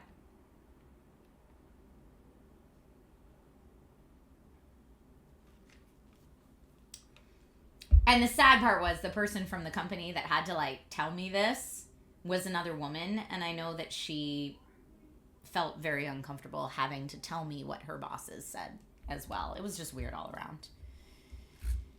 It was weird all around. You know what's not weird all around? Donkey Kong Bananza.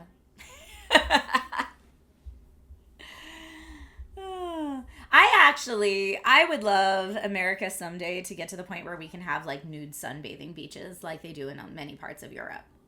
Because bodies are bodies and it's fine. It's fine.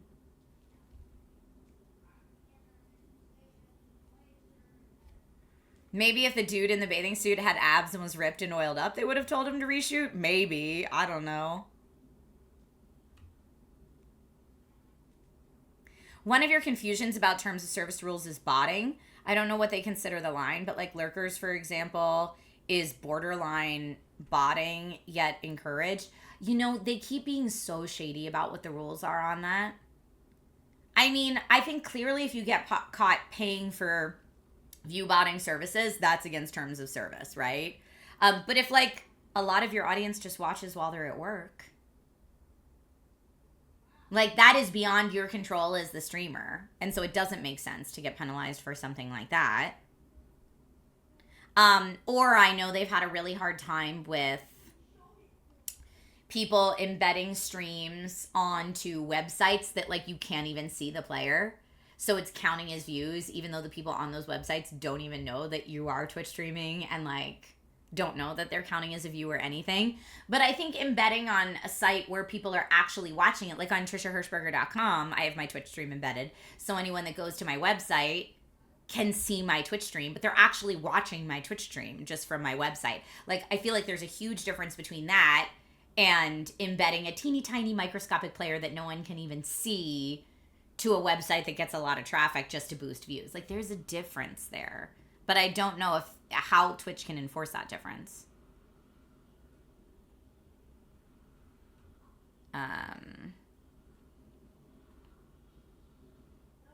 Frequency punch, exactly. Are they not counting lurkers after a certain amount of time? I don't know.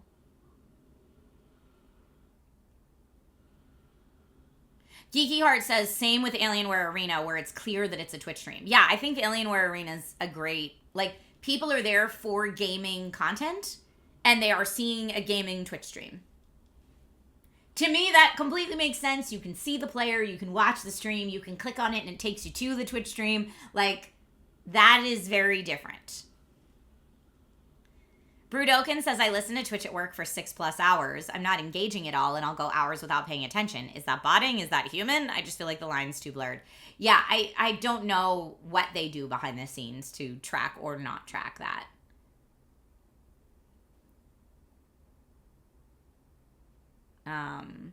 Dante says, Fextra Life. Is that Extra Life just mistyped, or is there a thing called Fextra Life? I don't know. Ditched YouTube because they cracked down on embedded streams. For once, Twitch was probably right. I don't know exactly what you're meaning by that. Who invented the rules also invented the traps. I mean, and I've heard, it's actually called Fextra Life. Okay. I did hear that Twitch can't say what their exact rules around botting are, because if they say what those rules are, then the bots can just navigate around them. Like, the bot farms can just navigate around them once they know exactly what the rules are. So it has to be vague. I don't know how true that is, but I heard that. Geeky Heart says, same. I lurk a backyard birding stream most days. I try to type in chat periodically, but if I'm busy, I can't always do it. I think lurking should be fine. So many people lurk while they're working, like, as like a co-working thing, and I think that's totally great. I don't like people feeling like that's penalized or somehow they're not counting as part of the community, because I think lurkers are great. Doing a daily redeem seems to be a good way to make sure that people are counted. You see a lot of people do it. Something with spending even a single channel point. Interesting. I hadn't thought about that either. Zevin says, I'm listening to stream right now more than watching while I work. That should be A-okay. People do it for WoW drops, so clearly they don't mind. People do it for drops all the time, myself included. Silent Thunder says, I lurk because I'm getting other things done. Yeah, me too. Me too. And that's what I do. When I'm looking at you guys over here over at chat, this is my second monitor where I run all of my streaming software. But when I'm not streaming, I predominantly work on this monitor. And I use this to have, like, my friends' Twitch streams on and just lurk. And just listen. Dante says Twitch can't tell I'm here randomly. It's hot garbage. For me, I can tell it's funky monkey when my viewer count will, like, dip and skyrocket and dip and skyrocket. And that's only happened since this last TwitchCon. So whenever they most recently changed the rules about what they count as a bot and, like, what they count as a lurker, what they don't, all that kind of stuff, it can be really all over the place. Brudokin says, I lurk your streams like 20+ hours a week. First of all, thank you. And talk like maybe 6 streams a year. That's okay. But I've gotten bot reports because I don't chat. Wait. They've reached out to you? No. But then we have Stream Elements, which are bot services and recommended to use. Wait, so did you get, like, a message from Twitch? I'm so curious now. You lurk when you're driving. You should lurk while you're driving. It's much safer to do so. Story heavy games. I know a lot of people don't chat on story heavy games because they're just enjoying watching the story. Dante, you got a notification to save your streak while you were already watching. You lost your streak because you weren't there, apparently. That's wild. Well, I love lurkers on this channel. Lurk all day. Get your stuff done. I am here for all the multitasking wizards that are out there. Do what you gotta do. Pokemon says you should not use your iPhone or Android phone while driving. You can, as long as that's not in your hand. Like, listen to it. Just like you listen to anything else. Same thing has happened to you, St. Mitch. That's wild. Yeah, lurk at work should not be punished. I agree, Kiwi and the fruit. Driving and lurking is against the rules in the Netherlands. Why? Because they're worried people are watching, not just listening. But what if you're not in the driver's seat? Or if you're just listening? I don't know. Sometimes I'm like lurking on a stream at my house and then I have to get in the car and I just bring the phone and let the phone keep playing it, but I'm only listening to it. I'm not watching. The Twitch app has an audio only option that I've used while driving. Nice. You're playing Legend Z to A and formatting an SSD while here on the stream. Multitasking. Exempt, it's also against the law where you are. Now, is it against the law if you do the audio only version? I'm curious if the audio only is also against the law. Your account got reported as a bot by someone in my channel? No. Then next time you open the stream, you got a chat verification? Whoa, what? I'm sorry, that's wild sauce. Diverse interests says, hello from a lurker of many channels. I listen to stories and content while I'm working in my home office. I love that. I love that. And Dark Lamba, you lurk a lot more nowadays because you have life stuff. Well, that's what I always assume. I always assume it's just because people got life stuff going on. Or maybe that's the day you want to, like, I don't know, do your dishes or vacuum or whatever you got to do. Life stuff. While a stream is going on, I honestly am honored if someone puts in an earbud and, like, I can keep them company and we can all chat while they're getting their stuff done. That's great.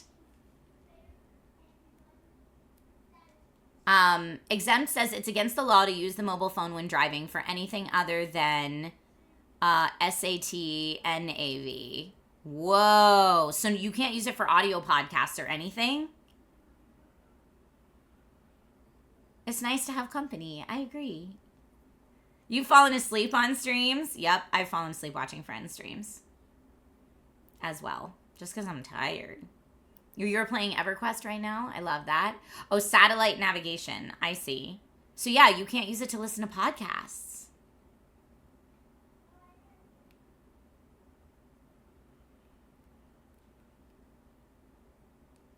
Yeah, Brudoken, I agree with you. It's a type of bot.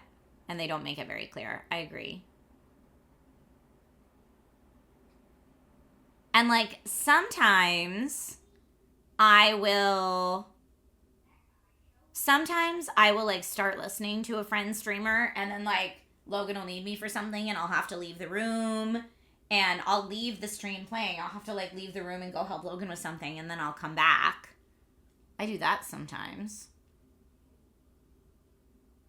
Hopefully your face didn't click anything in your sleep. Hilarious. All right, here, I'm going to get my Switch 2 controller. I like for DK Bananza to use a real controller. But I think... There we go. Maybe we'll get... I was just talking to a friend yesterday who was telling me that DK Bananza, like, gets much more interesting very quickly towards the end of the game. And I was saying, oh, that's great, because right now I feel like I'm in a very repetitive cycle in this game.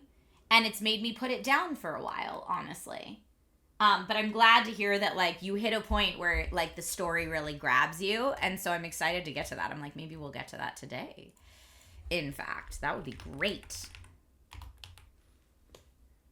Because I want to know all the Pauline backstory.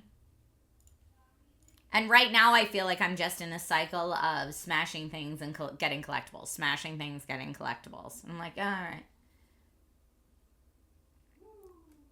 You've literally fallen asleep with your face on your phone, so hopefully you've not typed gibberish.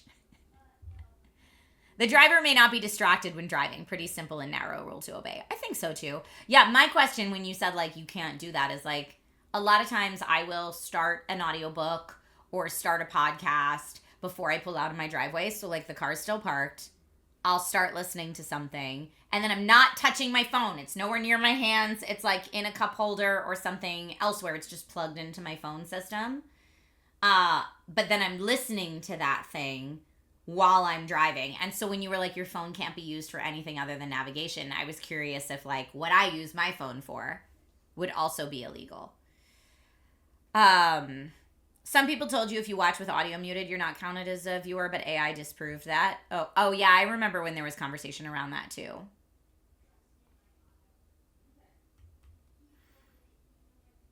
It was when you were watching me do my Indiana Jones streams. Ah, I see. Exempt says that's still counted as a distraction. Okay, so can you listen to the radio? Because I feel like saying radio audio is not a distraction, but podcast audio is. I feel like that's shady AF. That sounds like a law that radio paid for.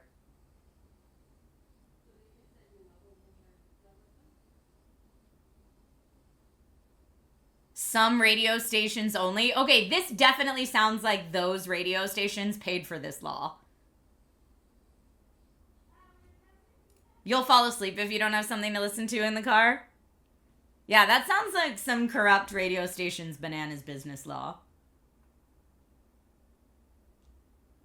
What about all the cars with all the controls on a big screen? Like, can you not change the AC? I don't know.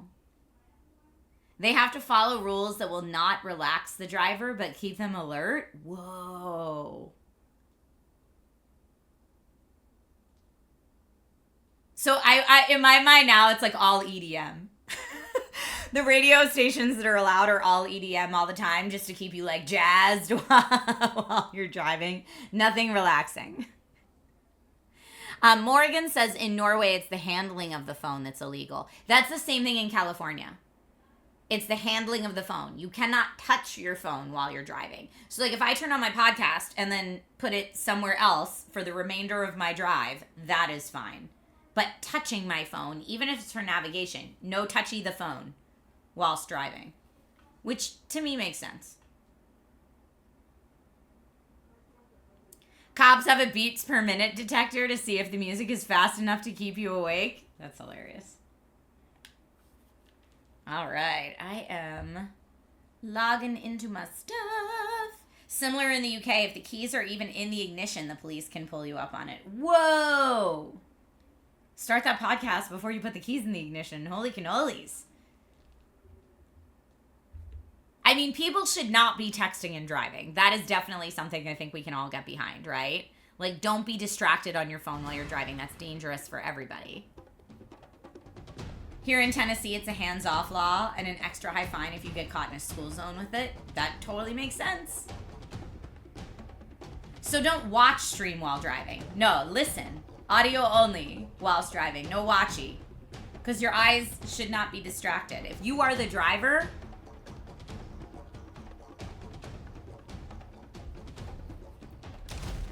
All right. Can you hear the game okay, or should I turn it up a little bit?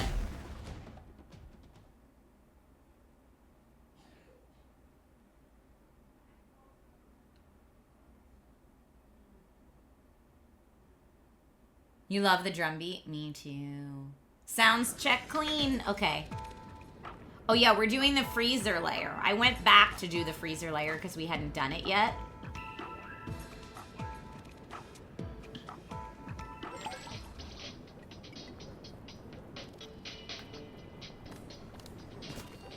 Now let's see. I like completely forget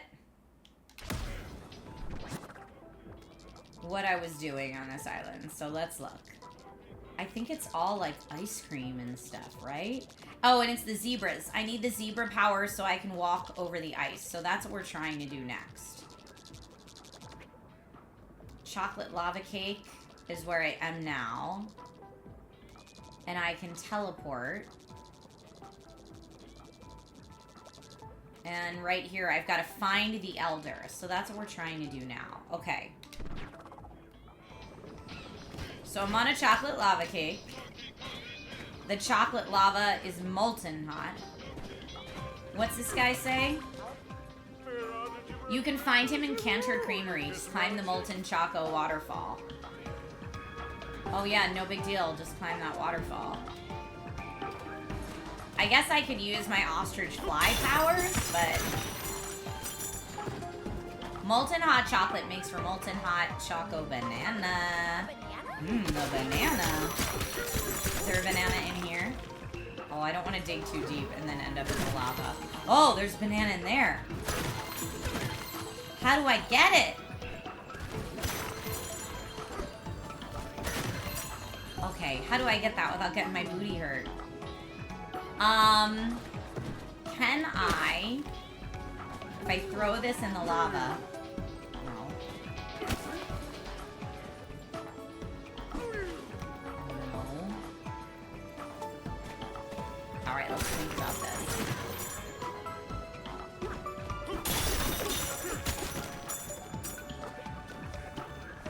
Oh, there's something nice.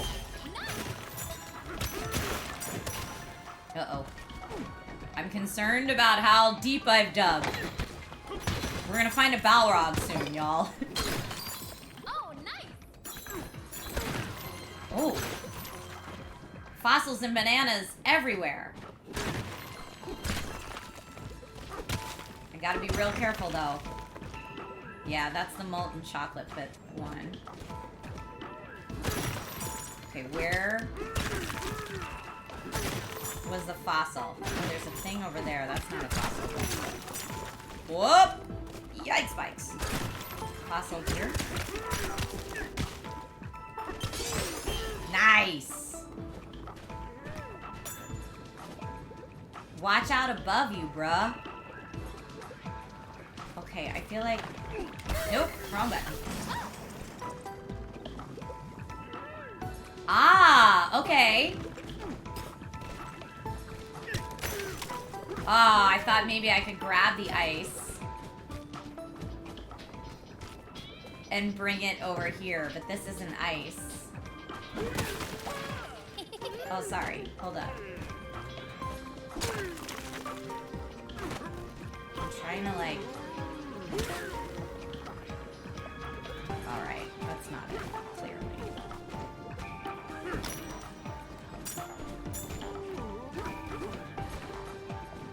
It's just a coin.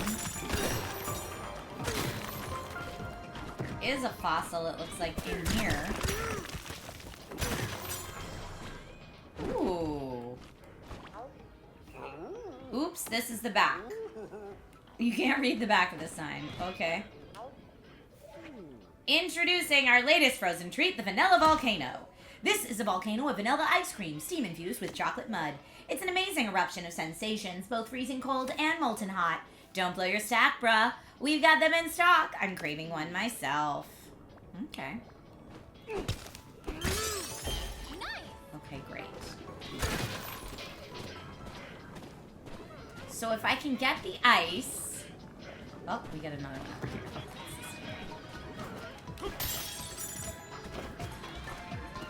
What's he saying? Did we talk to him already?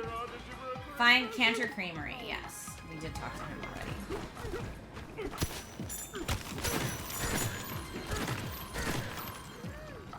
Okay, and then we have this too.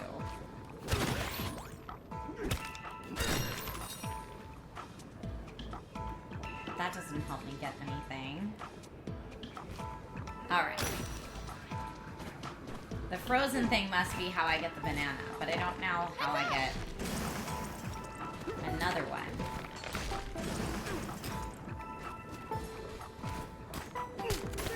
There we go!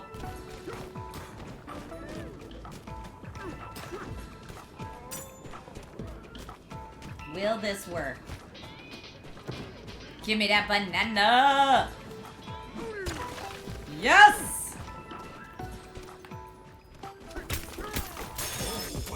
Oh, banana! Heck yeah, I got a skill point. All right, I have 3. Do I want to get more apple juice, more melon juice, more Bananergy?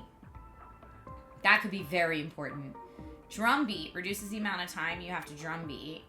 Spin jump, rotate L and press. I don't know that I'm gonna remember to use that. Better sonar actually sounds really great. Better turf surfing. I don't do a ton of that. Charge punch level 2 bursts the range of gives you more destruction. Fast charge. Ostrich powers. Glide for longer. That could be really nice. Egg bomb too. Let's do glide for longer.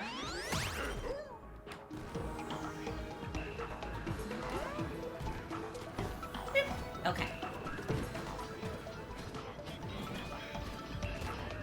Now we can move forward. Oh, wait. I want that one to fall. Nice.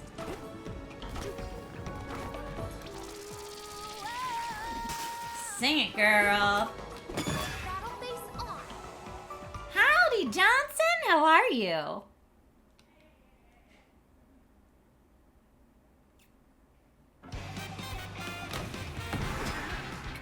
Oh, 4 remaining. Oh, but I can't get up there now.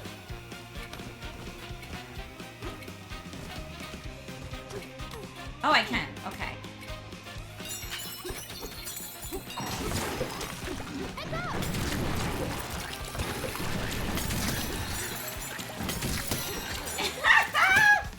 Got it. That was great. That was a good time, that one.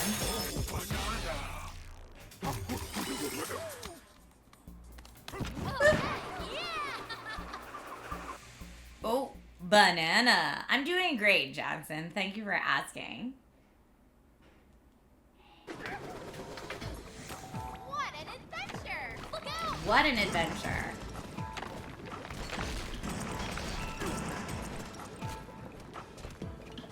We're stone cold, also regular cold. Okay, so that taught me that ice can clear the way. Hold on, let's try again. Nope, not that. Nope. No! I need the ice. Okay.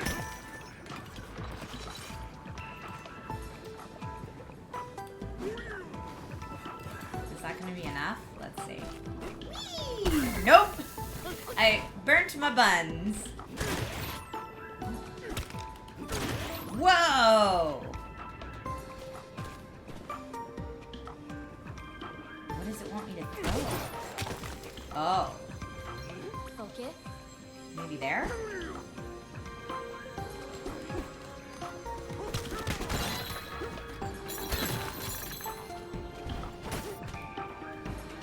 Yeah, it wants me... Oh! I could throw at these icicles. Will they fall? Oh, this one right here. There we go. And now that that's down... Alright, I'm going back down. Don't dig too deep.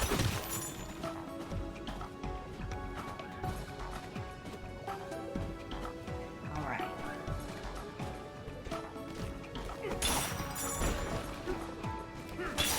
Give me that gold. Yep. Steady. Nice. Okay, can I get it?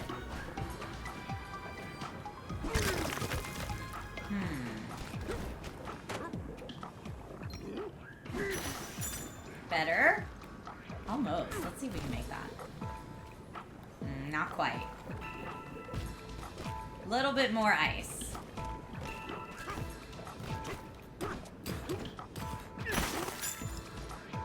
Focus. Oh, that didn't work. No! Sometimes my greatest enemy in this game is camera angles, not gonna lie. Okay, now we can get up here. Yep. Did it!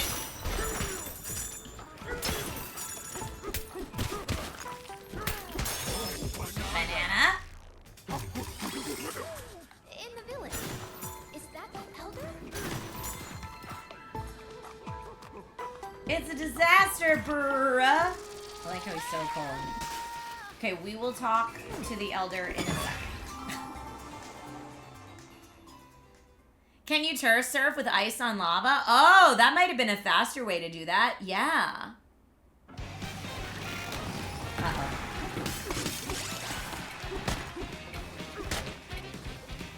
Oh, no. I don't think I did that right at all.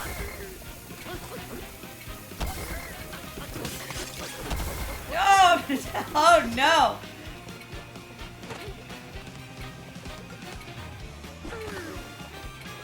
Okay, that's clearly how I was supposed to do that.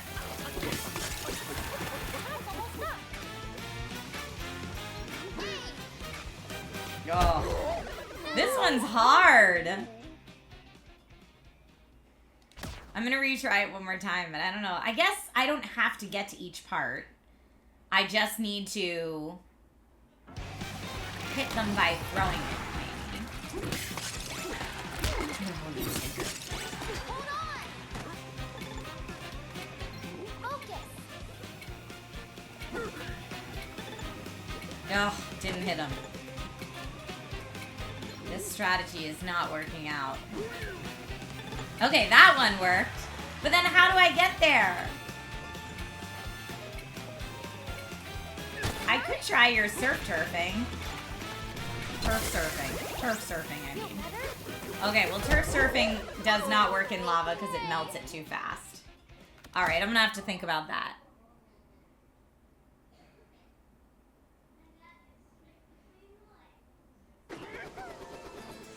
That was fun. I'm glad you like that. Okay, there's fossils down here. There's a cave in this chocolate mountain. Okay. I was just going for this fossil first. Cool. There is a cave. Let's go. It looks like, I like how it looks like the ground is sprinkles. Oh, something.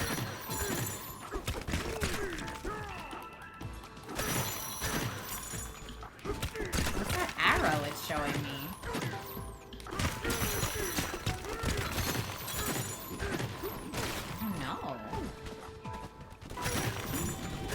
No, thank you, sir.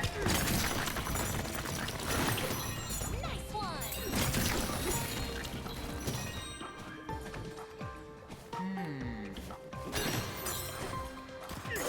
Glowy ice cream. Focus. Oh, does snow not do it, maybe? Oh, it does. Okay. I just want the fossil. Yeah! Oh, treasure chest over here. Ooh, and a map. What else we got?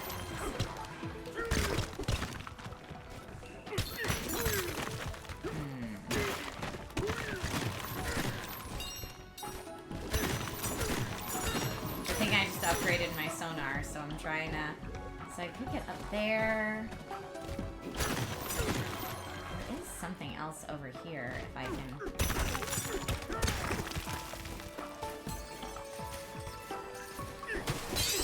Okay. Great job. So many fossils!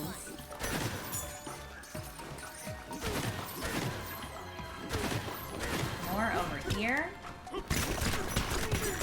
Ah! Okay. Too far. Too far. There's a banana over here as well. Close. Yes. A banana.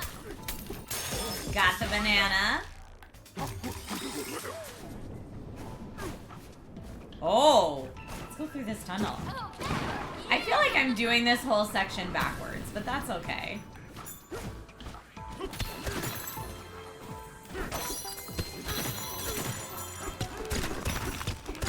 I just bypassed the entire Elder Village where I was supposed to be going. You know, priorities. Alright, let's go. I don't even know where I am now. I'm supposed to be by the creamery.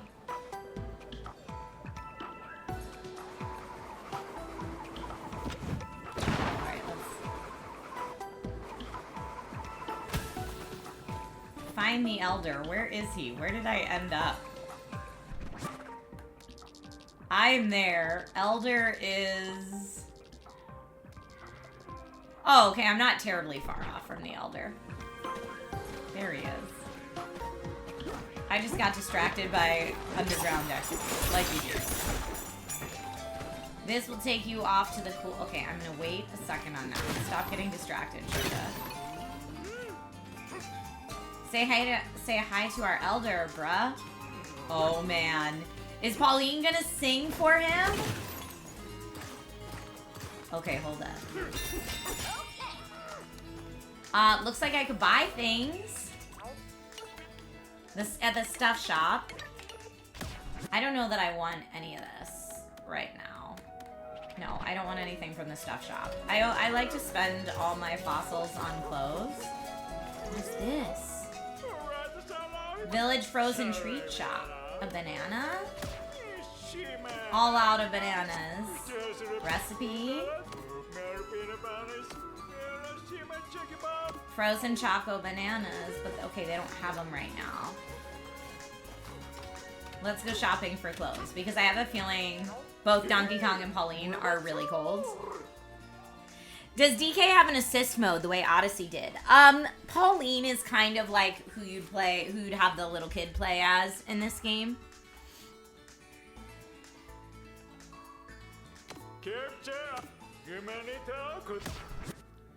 Okay. Reduces damage from ice water. Reduces damage from ice water. Banana-G. Mint freezer jacket. Okay. Pauline definitely needs this stuff. But I don't have zebra banana time. And are these... These are probably locked because I don't have zebra bonanza time yet. 40%, 40%. Oh, it's all 40%. Alright, well, I'm just going to get this for Pauline so she's not cold.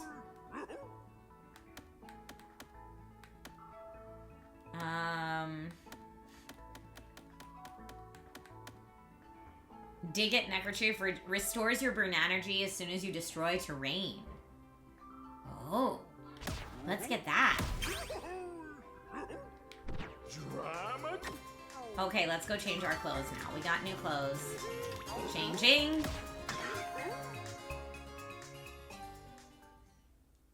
So Pauline, instead of her hotel bellhop outfit, is going to get her mint free. Oh, how cute!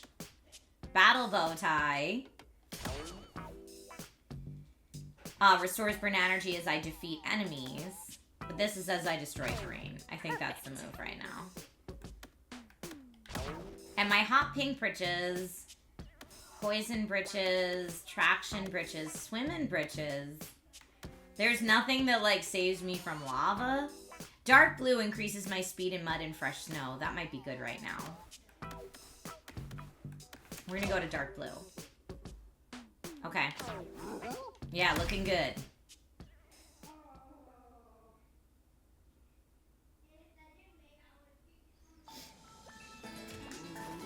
Are we finally ready to see the Elder now? Oh, what are you selling in here?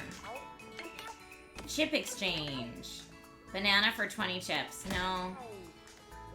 Oh, they'll give me a banana? Wait. Okay. So they gave me more bananas, I'm assuming.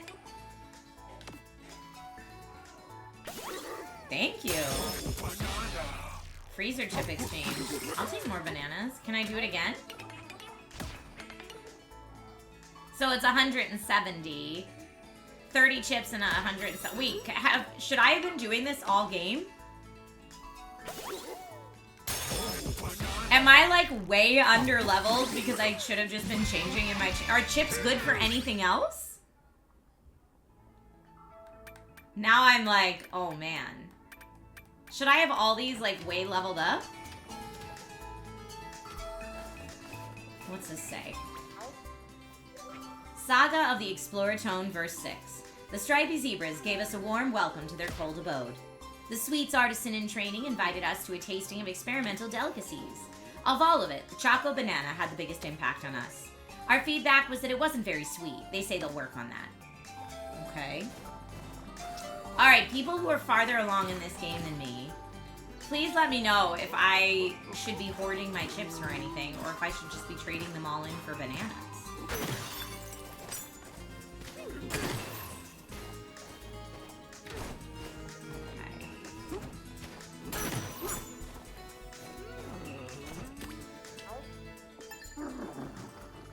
Welcome, cool customers. I'm the elder of this super chill village. I used to be this cold creamery's hottest chef. I'd turn out new frozen treats every day, bruh. But I'm retired now and churning out cool tunes as a laid-back DJ instead. So, what brings you here? What flavor are you craving, bruh? Bananas! Oh, bananas, is it? Bad timing, bruh. Our whole stock of bananas was just stolen. Extremely uncool. I'd usually serve up my zebra bonanza at a time like this, but timing isn't on your side, bruh. Just before you arrived, someone named Poppy from Boyd Company came through here. She said she would share some tasty new ingredients with me. But the moment I lowered my guard, she made off with all of our bananas. And worse than that, she also broke our ancient record into pieces, bruh. If you can't find and bring me the 3 ancient record pieces, then we'll be chill again, bruh. Alright, I'll find him, dude.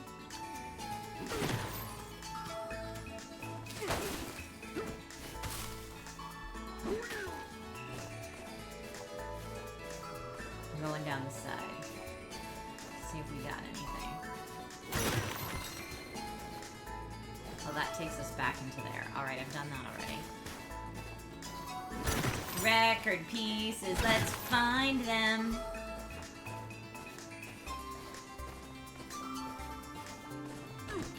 In the ice cream?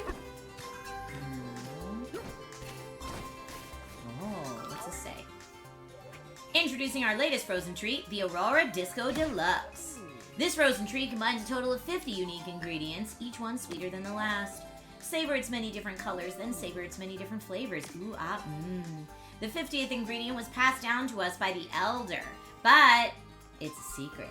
No way am I carving it here, bruh. Alright. Okay, anything in here? Oh, I can't punch into that. Oh, it's the Elder's seed. I don't want to steal it. I saw it, bruh. I saw her break our ancient record into pieces. It was so rude, bruh, and not in the cool way. Want to hear more details? Aha. She took 1 ancient record piece to the cooling tower. No idea why. Hey, thanks, man. That's actually super helpful. This will take you to the cooling tower? Oh, it will? Thank you.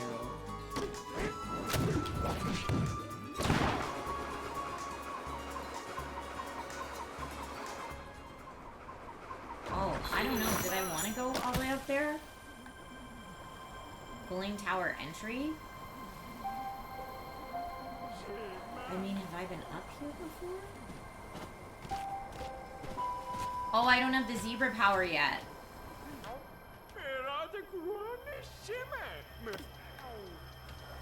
Yeah. So where's that record? Okay, hold up. I'm gonna go back now. Whee!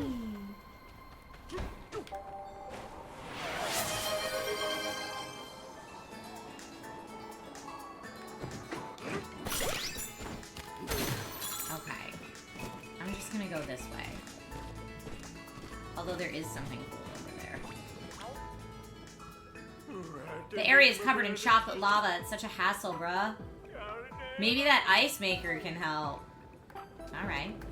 Ice maker I bet can help, but we're gonna quick detour over here first.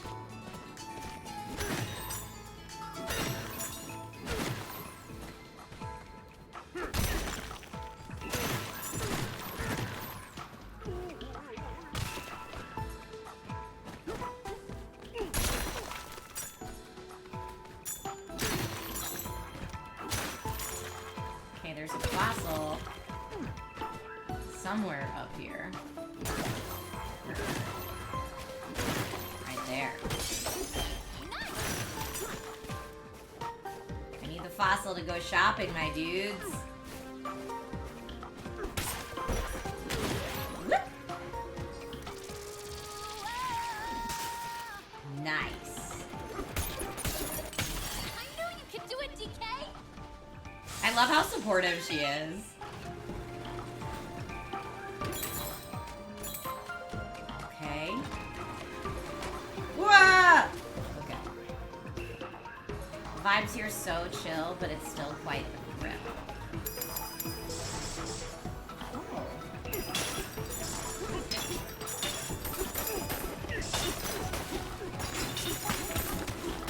Okay, did we get all that? There's still more. More gold to be had.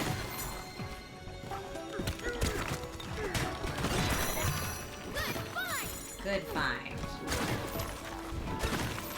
Now I feel like I can throw this at something to explode it.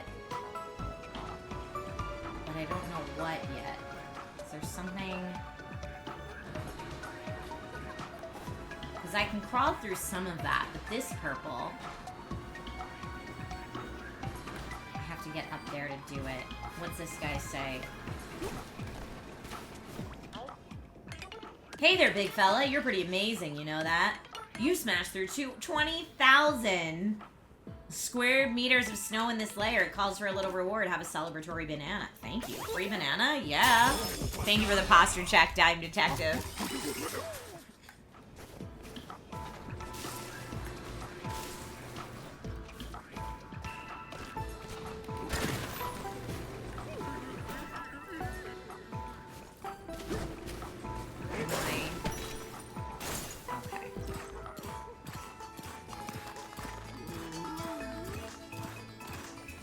Now let's see, I'm gonna have to go back the way I came.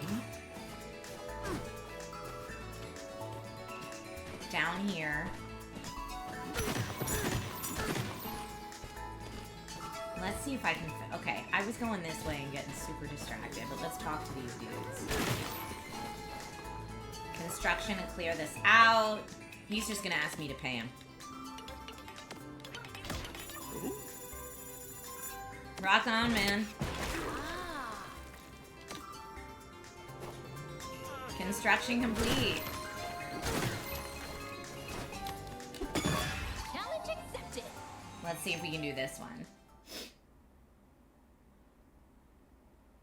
You're personally looking forward to Resident Evil 9 Requiem next month? Ooh, it's gonna be so scary.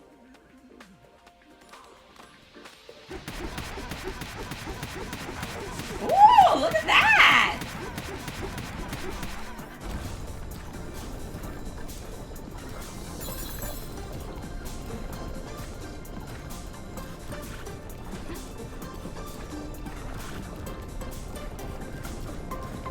I'm assuming I'm timed, but maybe I'm not.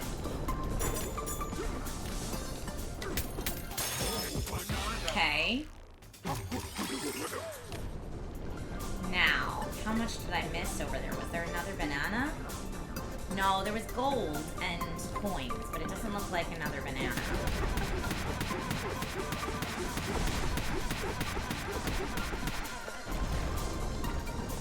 Oh yeah, they move.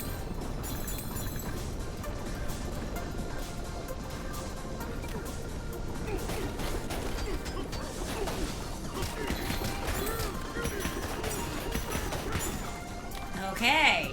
Well, I got 2 of the 3 bananas.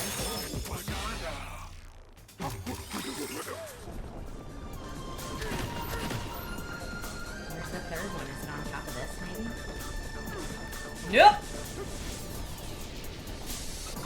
No! No, DK!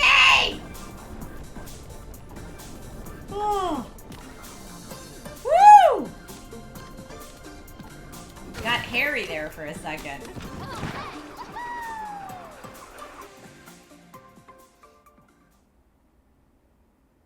Alright, I got 2 of the 3 bananas. And we're back.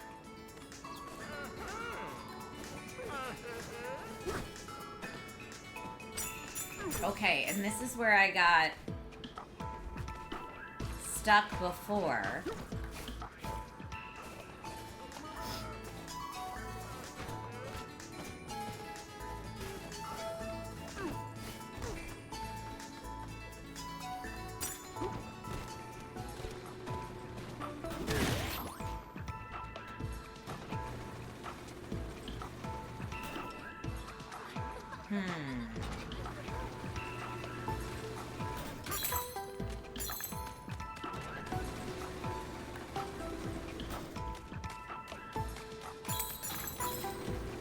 Okay, let's hold on.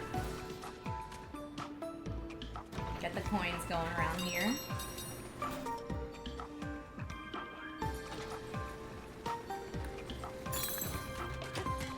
Okay, now, where's the void for this part?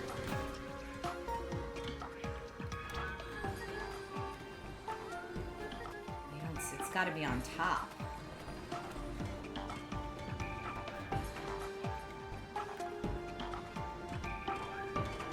So you can't. Oh, I can climb this stuff. But I won't be able to hang upside down from it, probably. So, do I get back on these? How do I get on top of these? I don't know.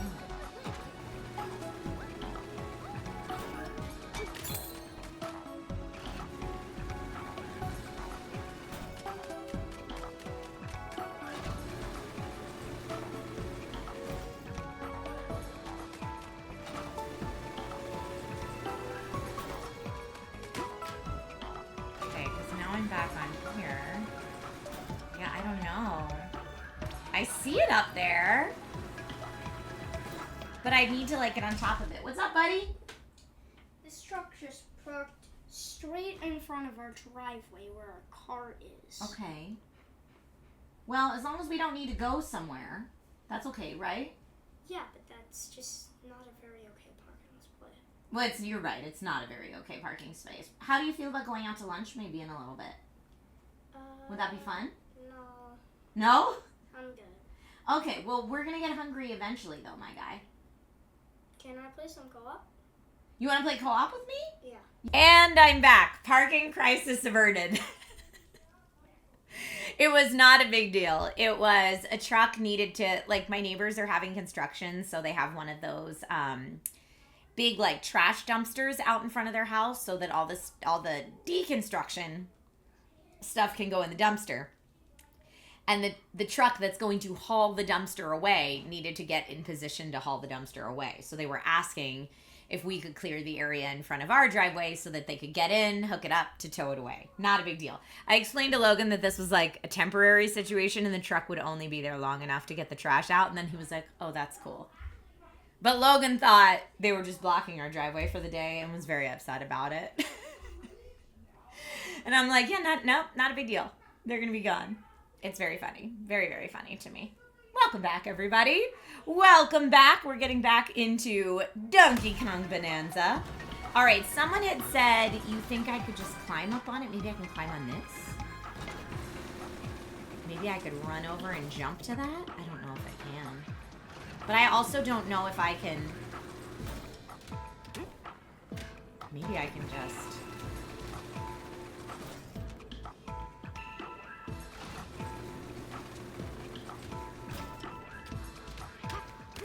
Yes! Okay, I can just jump to that.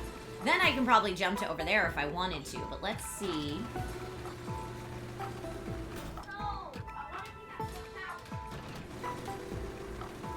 Now I'm on top.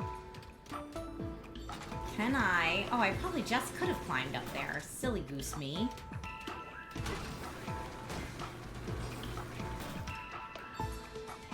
That would have been way easier than... There we go. And now this will rotate too.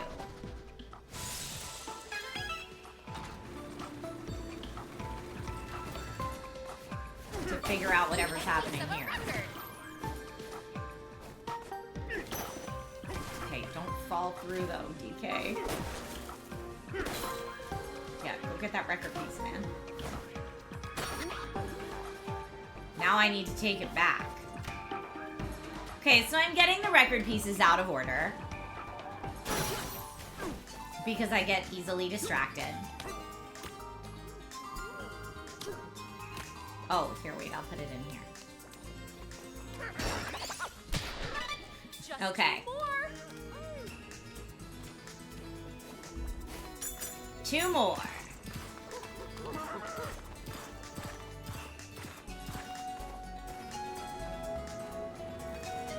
Okay, let's go back up here. Now I'm learning the... Okay, how do I get back up here? Can I just climb that way? I don't know if I can just climb that way. Maybe this way? Yup, that'll work. The fans are working again. Dude, I know. I got them working again. Now we've got... Such a cool zebra burb. Heavy on the burr.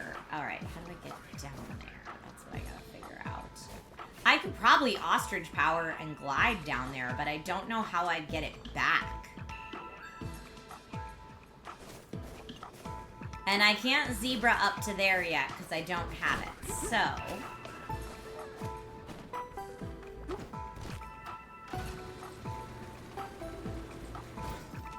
I'm gonna wait one more. Nope.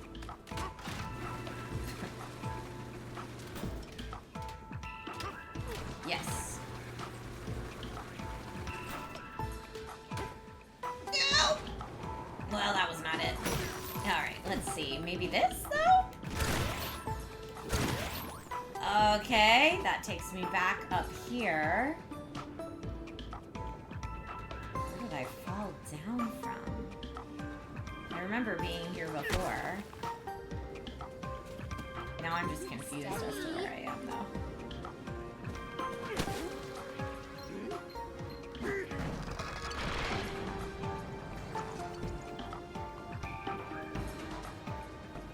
Trying to jump, I guess, to this part that's right above me, and it didn't work.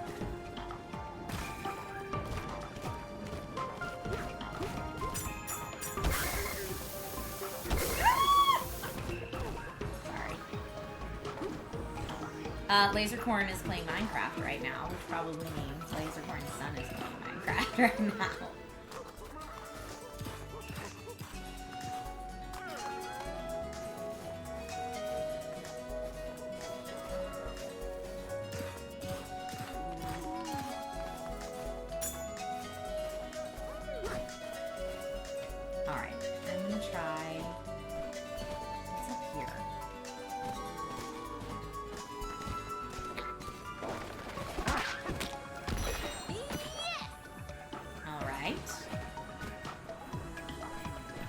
Fields are a molten mess, bruh. Alright, well maybe if I go this way. It does seem...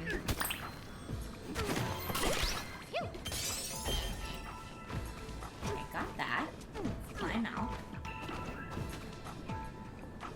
Ooh, that's a thing. Alright, I know I'm getting... very distracted when I... Always.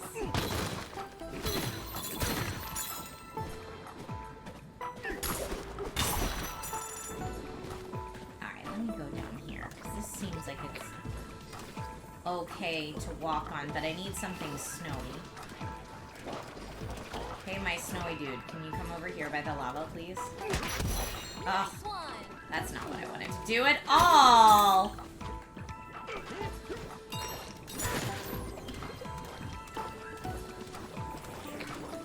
Come here, my snowy friends.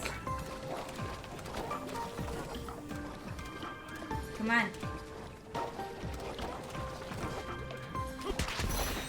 Oh.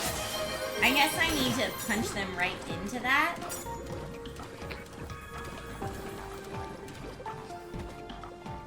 Come on.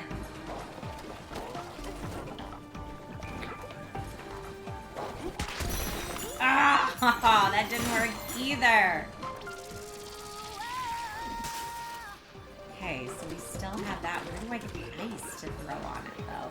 It does actually look like chocolate lava cake, and it's making me, no lie, very hungry for chocolate lava cake. Maybe these ice turnips I can throw? Oh, they're ice!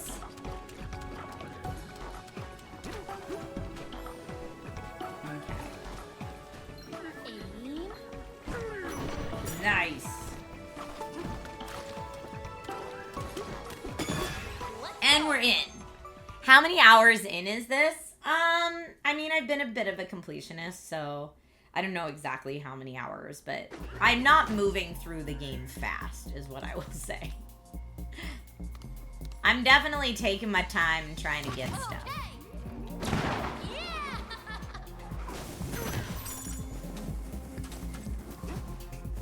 Oh!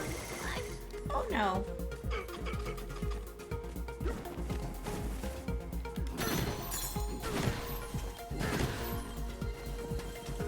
No, again! Okay, this is really not good of me. Oh, and oh no! Oh no, I'm so donezo. You need a break.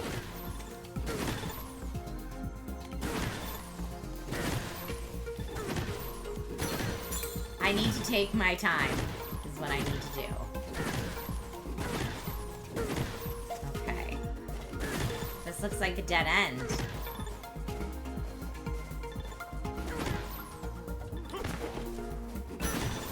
Okay, now where do we go?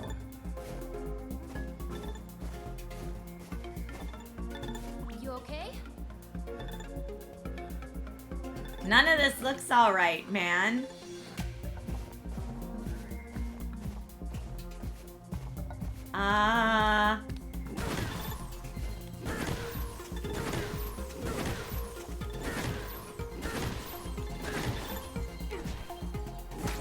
I guess I could maybe ostrich it.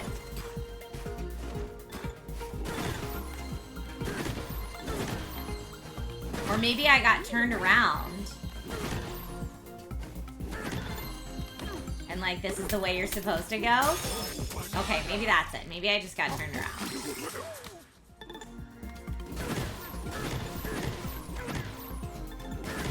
Oh, now we gotta do it on ice?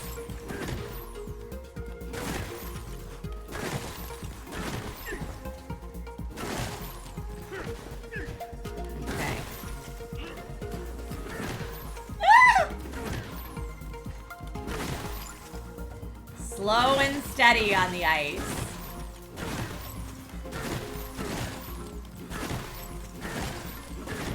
Woo! Okay.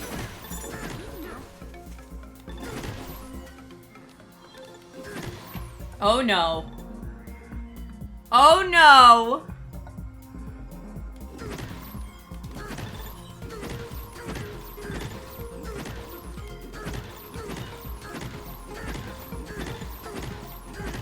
Woo!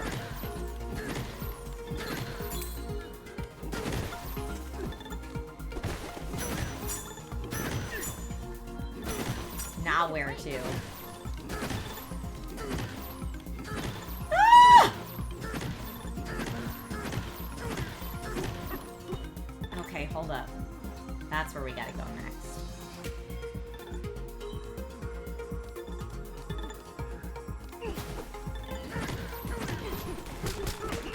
No!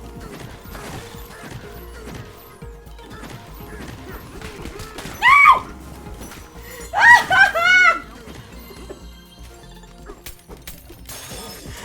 Oh, my heart!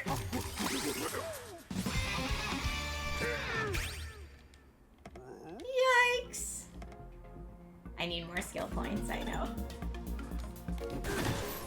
Okay, so there's definitely one more banana. hiding somewhere in this level, but I'll take 2 out of 3.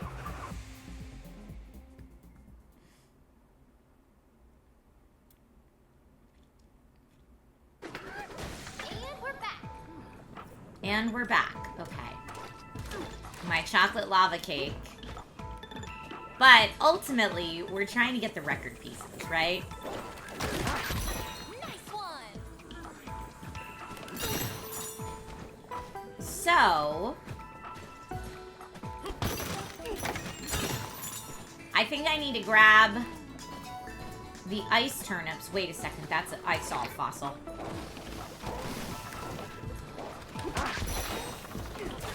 You okay? There, an apple. Give me that apple! Ooh, finally. Oh, there's a banana in there. Okay, come at me, little ice dude.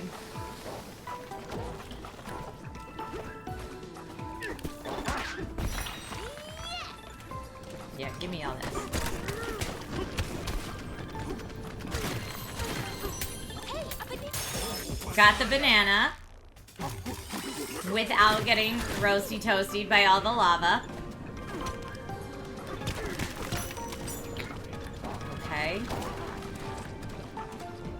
Oh, there's another apple down there. Give me all that. Okay, it looks like there's a lot of fossils and stuff down here. If I can just get the ice to clear it out. And the ice turnips were over here. But I also feel like they want me to hit whatever this is. Steady. Is there... Yes, there is a fossil here. Okay.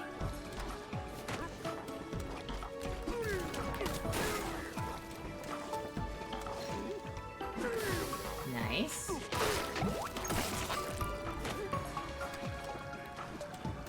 Alright, let's take this over here. And get...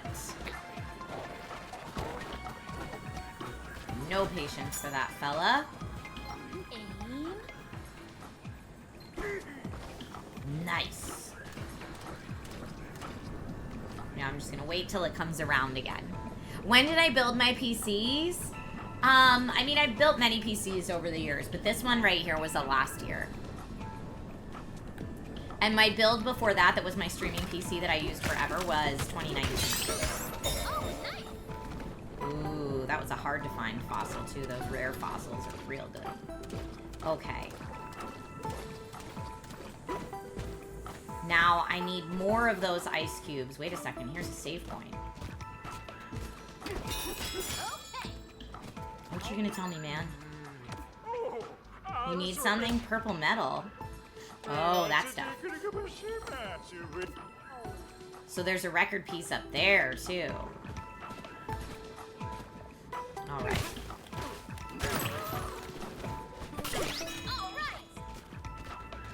Okay. So we still need... We need ice cubes from down here. Give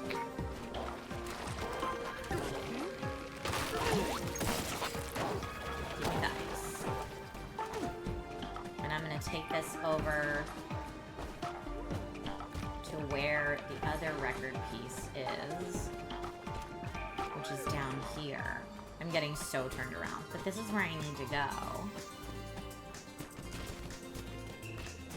This is probably not how they want me to do this, but that's okay. They probably want me to go that way. But you know, there's many different ways to solve a molten chocolate lava issue. Woo! If I get one more of those, let's just see what they want me to do too.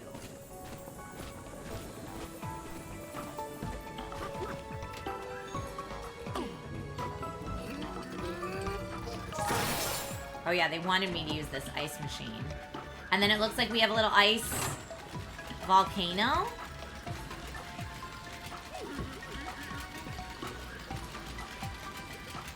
Does it just keep coming?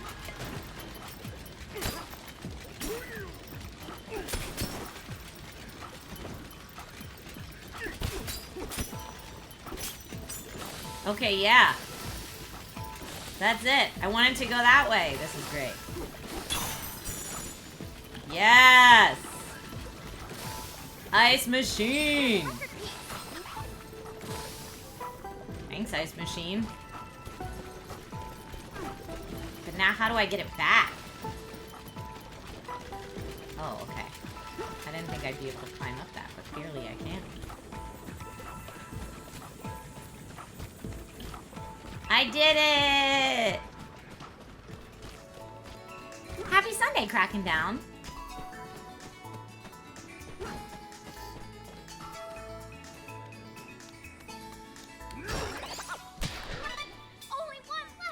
Only one left, and it's the one that Pauline has to sing for, the guy was saying. So let's look at our map. That's the piece over there. So I need to head down. I could fast travel. I'm going to teleport to there, yes. Woo! Nothing like getting swallowed up by this transport eel.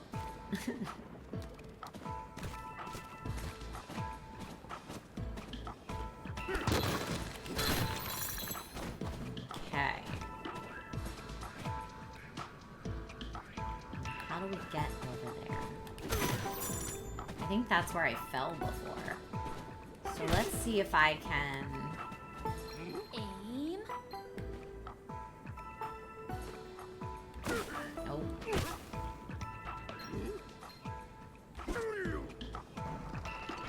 Yes.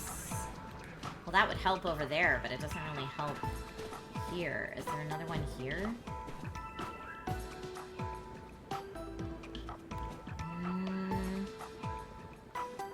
Those are like the little guys, not the big ones. Oh, but that's gonna fall. Alright. Yes.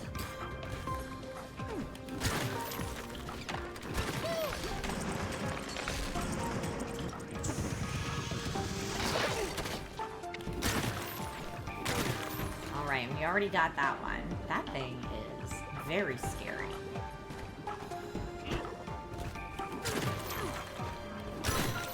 Okay, we're getting there. We're getting closer. What are those? What's he do? Can he come out of the chocolate? Well, we're about to find out. No, it doesn't look like he can.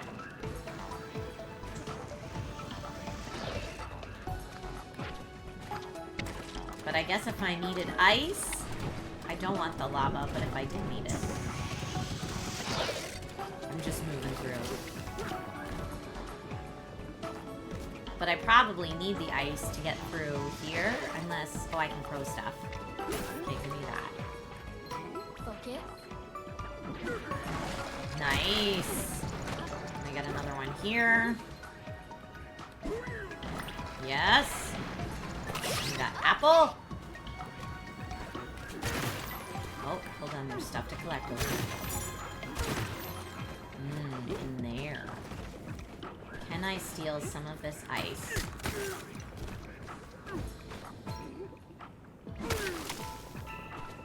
I can punch through it. Yeah! Give me that! Now I can get through. Oh, another lava creature though. I don't know if he can go through the purple bits. I'm guessing that he can, but I'm sure once we unvoid all this. Okay. Can do it, DK. Oh no! I was not expecting that. Steady.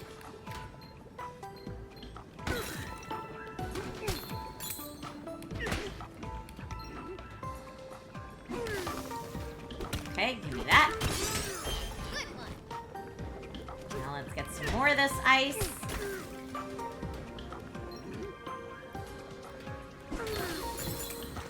Okay, more here. I I'm just gonna use this ice to try to terraform all this business. Now we've got snow. They want me to turf surf on the record? Okay, I guess the record is not affected by lava. Woo!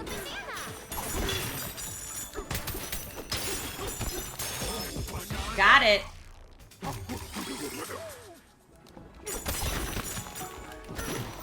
How we doing on other stuff? Any other secrets in here?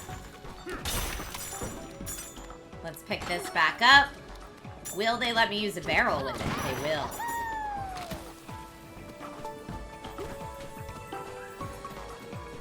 This game is wild, cracking down. Yes, it's chocolate. It's molten lava cake. Like chocolate molten lava cake. Let me put it down, man. Right? There you go. Yes, got 'em all. Now Pauline's gonna rock out. Are you ready for this? Because it's gonna be great.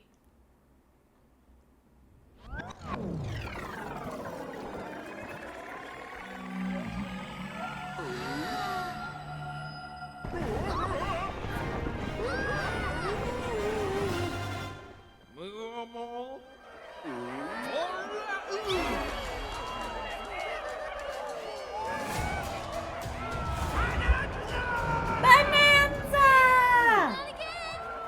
You can do it, Pauline!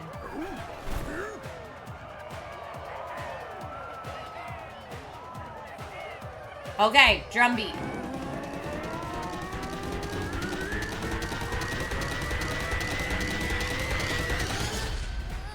Come on, girl. Got no choice.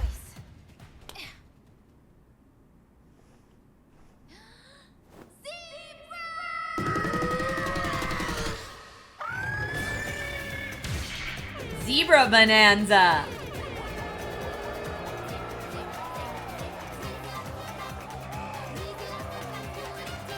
The Pauline dance.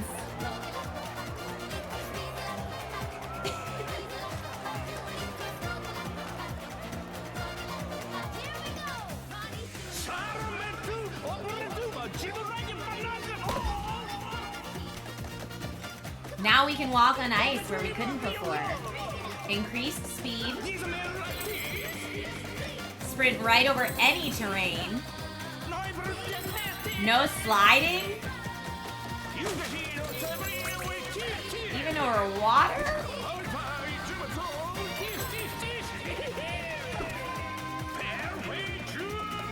Charge dash.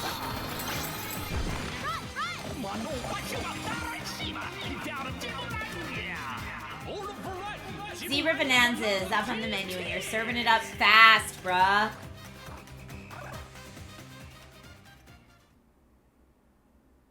All right.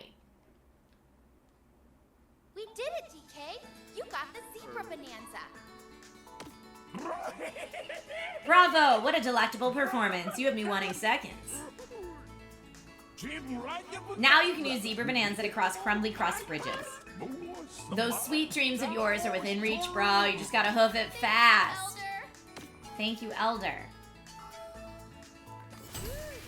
All right, now... Congrats on the Zebra Bonanza. It's pretty cool, isn't it, bruh? Now you can cross any crumbly crust bridge without falling through it. The entrance to the cooling tower is back on top of this layer. Yeah, that's where we gotta go. You can just use that barrel cannon as a shortcut, bruh. Okay, before we do that, though, did I get all the goodies?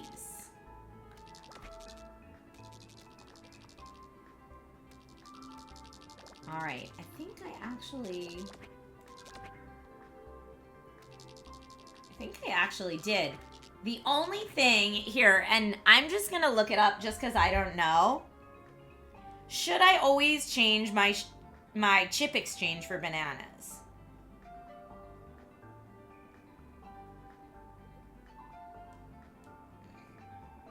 Because I don't know if there's another reason I should be hoarding them.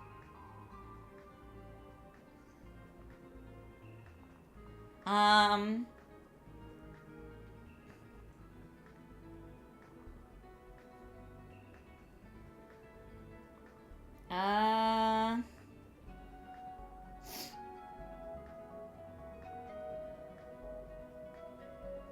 Like, is there a reason to hold on to your chips?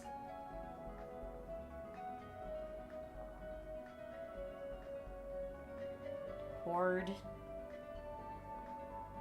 chips. The chip exchange lets you trade Banandium chips for Banandium gems, which are needed to buy bananas, unlock skills, and reach completion.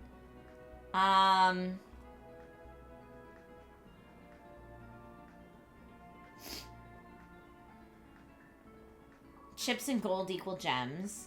The first gem costs 10 chips, and then they rise in cost. But they're essential for buying the last Banandium gems needed to reach 100% completion. Alright, so I guess I shouldn't just exchange them because I have them. That's what I was checking. Here we go.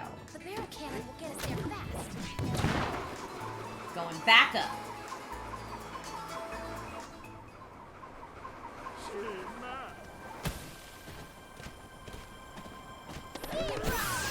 Zebra!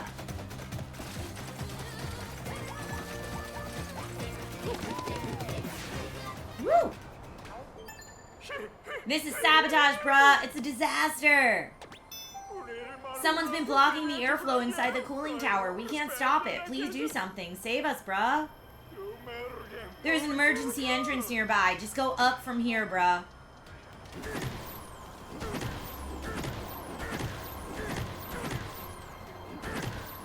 Is this the emergency entrance? No.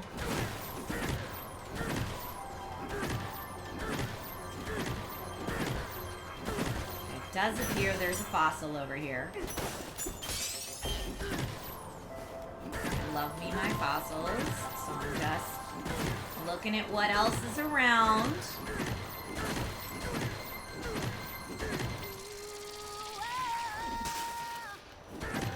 The zebra bonanza is super. Wait, why can't I get this one? Oh, I need to be zebra.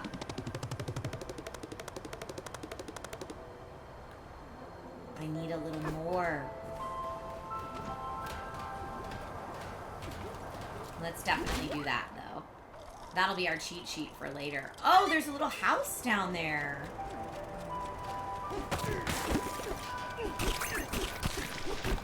Yum. Okay, now I can go down there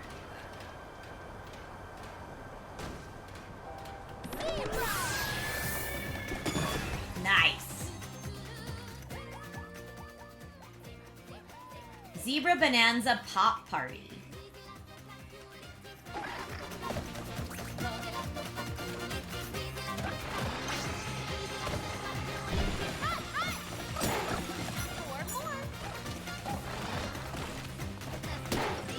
Where's the next one?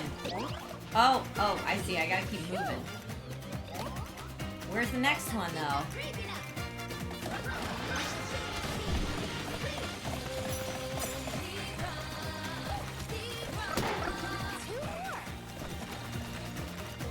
Nope! I thought maybe that would drop me to a lower layer. Okay, where are the other ones? It does not appear I'm being timed, so maybe I should, like...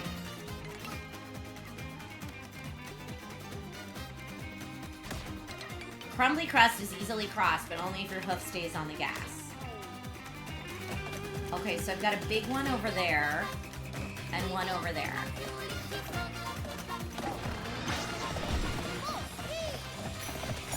Nope. No! It's really hard to turn. Okay, I'm not gonna do the dash.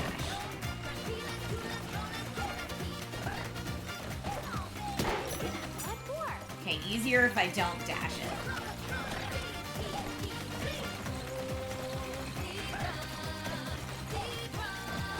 There we go. Oh, it's so skinny. Yes! Got him. I did it! Now I gotta get back. No! I'm just gonna waste all my balloons. There we go, that's fine. But I only got one banana and there's 3 in here. Where are those other bananas, my dude?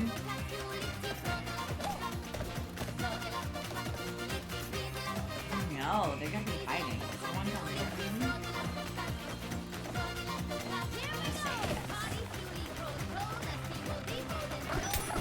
A banana!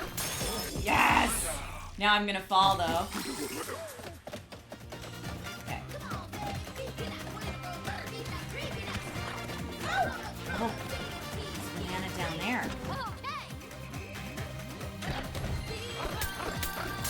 Yes!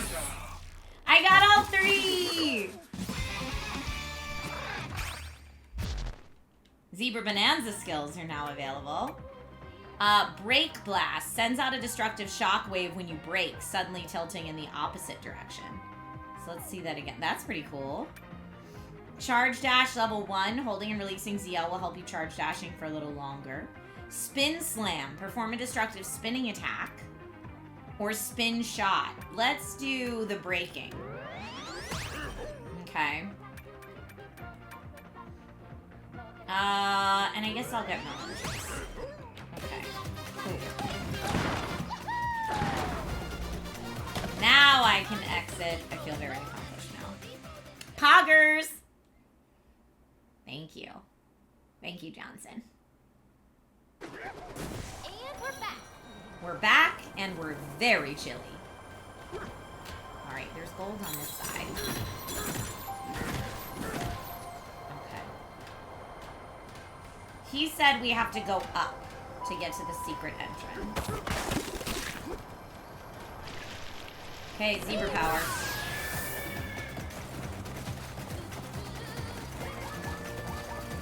I'm gonna let that be for right now.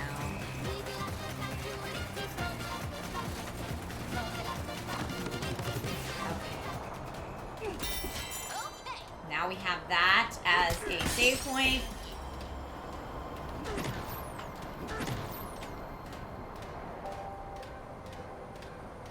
Very chilly. I want to warm things up for these dudes, you know?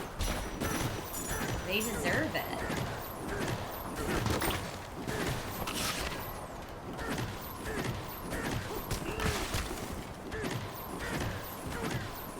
I think we need to go through here.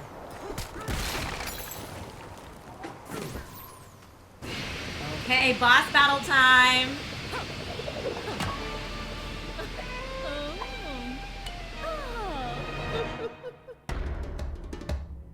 Poppy Kong. Oh, lots of perfume. She's the director of intelligence. She is a business lady. Watch out for Poppy.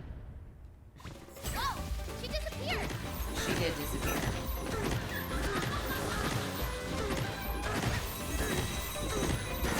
She's right there. Okay, hold on.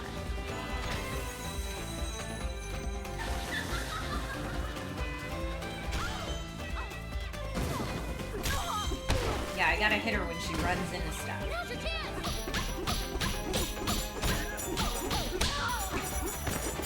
Okay.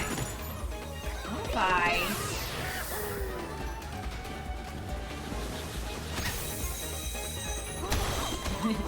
Now I have like super punch. Yeah. Where's she at? Here she is. Oh, jeez. Where's she running? I'm just punching everywhere. Yeah, got you. Got you, Poppy. I do love your hair and your style, though, girl.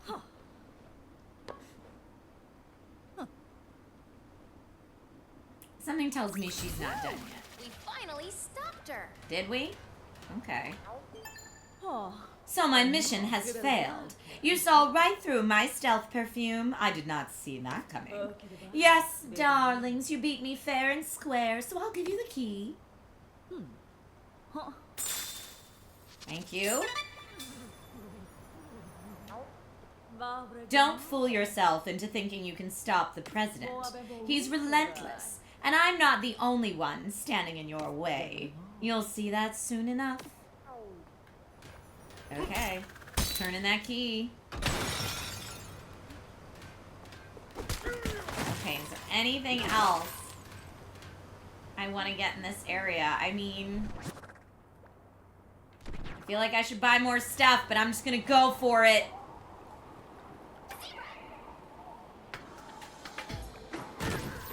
Woo! Cooling tower interior. I would really just like to get them some warmer clothes. Do you really chase that lady off? Thanks a ton, bruh.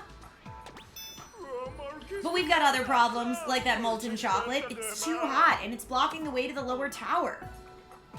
Okay, well, let's try the ice machine again.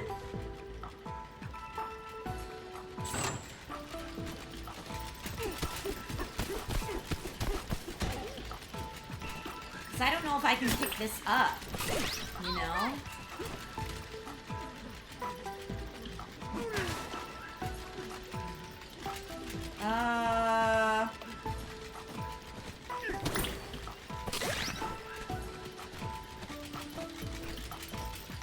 Can I, like, punch them in a certain direction? Where do we... There needs to be a hole to get through, I guess. But I don't see one.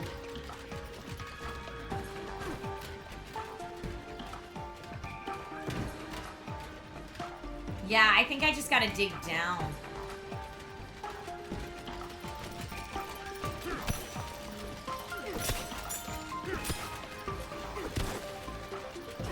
Like, let's see if that works.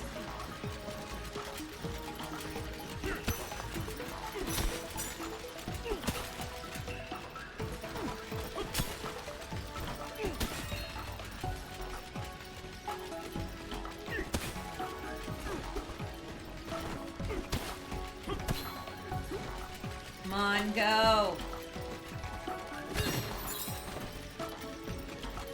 Why are they disappearing? They just don't stay very long. Come on.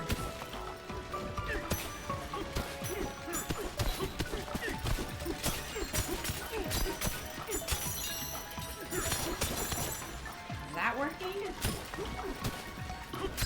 Trying to make like a little icy slip and slide here. There we go. That might work. Let's see how that looks from the outside. A little bit. Okay, then it looks like they're getting stopped down here. Oh, I see. And I can't throw that in there. Alright. I need to figure out... Maybe I can...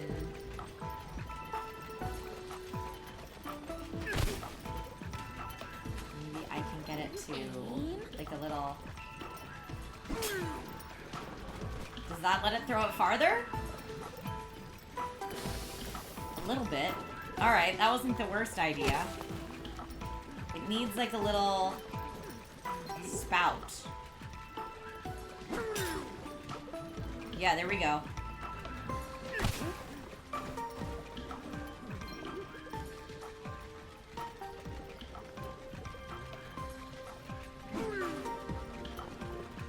Okay, I need them on the other side. Steady.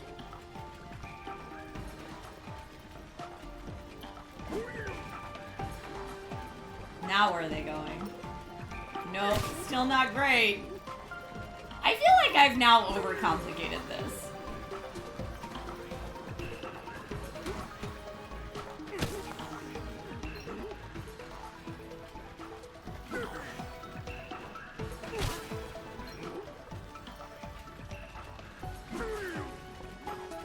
Alright, let's get up here now.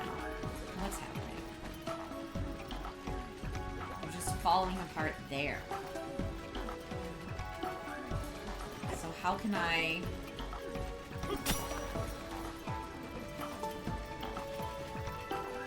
Go. Go in there, man. Aim.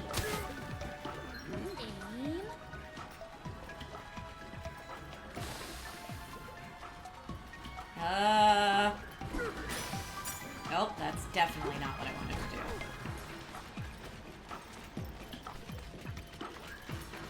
Alright, let's get back down here.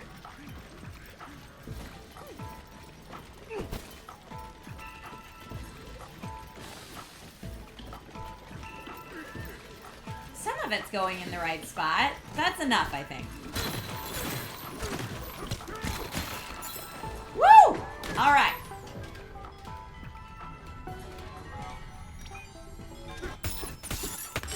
Woo! We did it. We did it.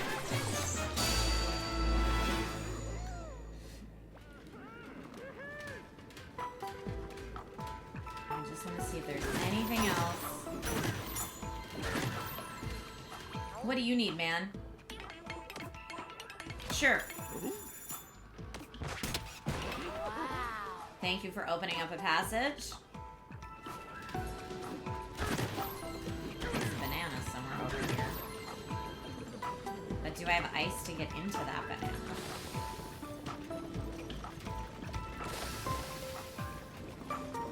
There is ice above to drop. Wait, can zebra run over halava? I forget. One way to find out. Nope, zebra cannot. Nope. Bad call. Bad call. You okay? Sorry. Sorry, zebra.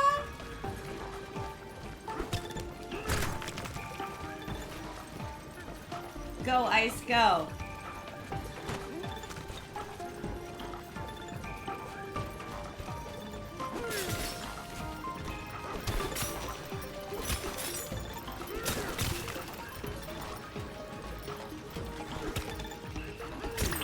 Quick, the apple. Oh, I didn't get the apple.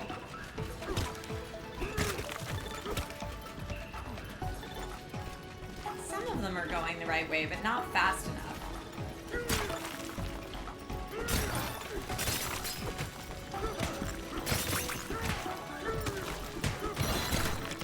Oh no!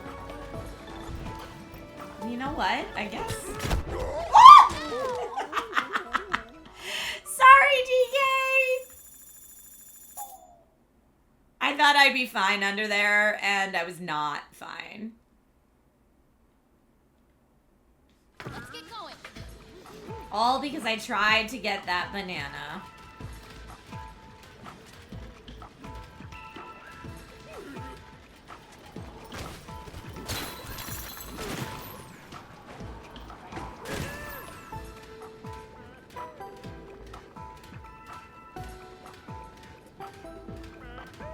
I would need a lot of ice. I'm just gonna go. I'm going. We have to unclog the cooling tower. That is my goal for today. Is to unclog that cooling tower. Oh, banana.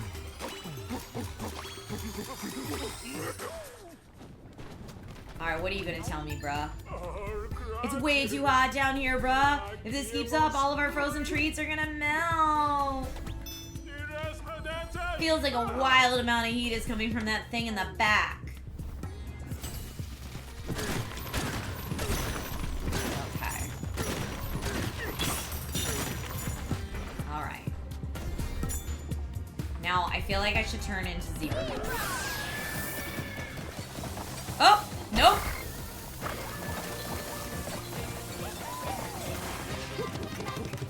I clearly misjudged that ice thing was gonna move with me.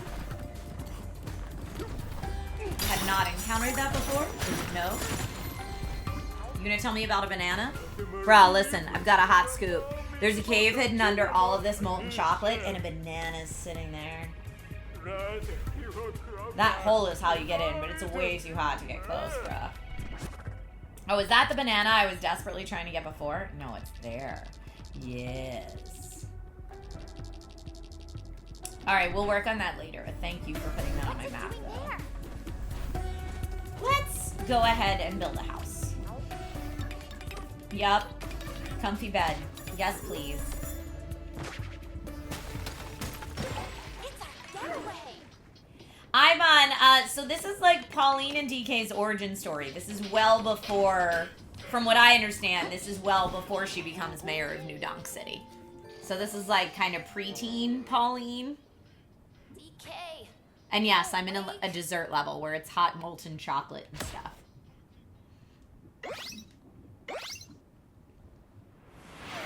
Thank you for the hydrant reminder.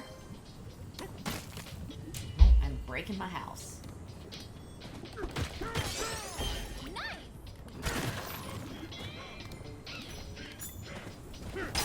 I have the DK rap playing at all my houses because it's my favorite. Want to make a barrel cannon here so you can launch to the other side? Sure. Just in case we need to go back. Haha! My friends are asking me to join a game chat session, but let me tell you. Let me tell them I'm streaming.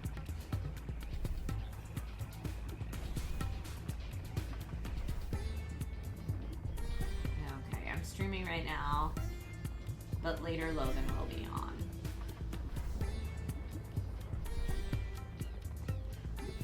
Okay, so I don't want to take that yet.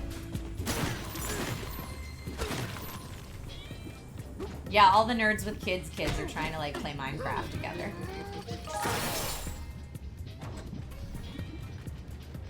But yeah, my understanding is that this is all way prior to Pauline becoming mayor of New Donk City, because in this game she's just learning how to sing.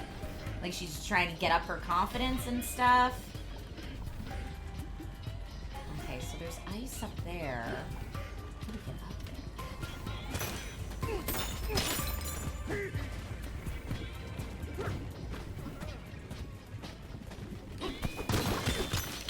All this chocolate sauce.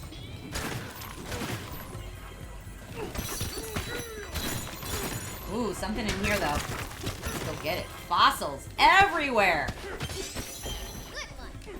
Don't dig too deep though. You'll get a lava butt. Must be on the other side of this.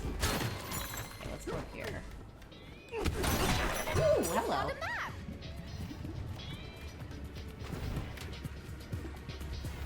Alright, so where do we go? We can go across there. That's probably where they want us to go next. Although it looks like there's a little bridge there. Let's go to this bridge and get this manor next.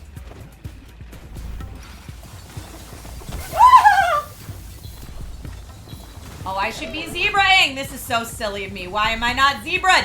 Why am I not Oh, I'm so dead. Oh, no. How do I even get out of this? Nope. I need a zebra, clearly, but I didn't realize that that was going to be super slippy. Let's get going.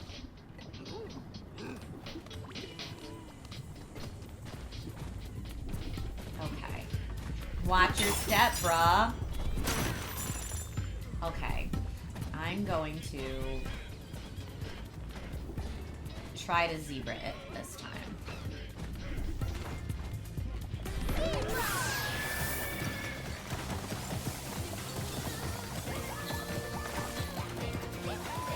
I wonder if I need upgraded zebra power for it to last long enough for this.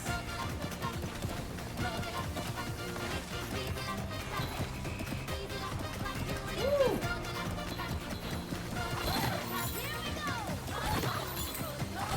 Nice. A banana. Okay. Definitely zebraing is the way to go. Yee! All right, and that took me back. Nice.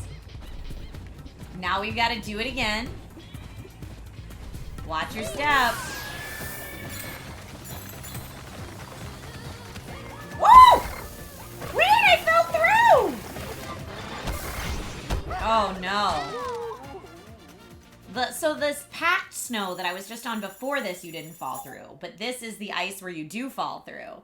But I can't go too fast or I'll be faster than the bridge. But if I go too slow, like I just did, I'll fall through. Wow. All right, this is much trickier than I thought it would be.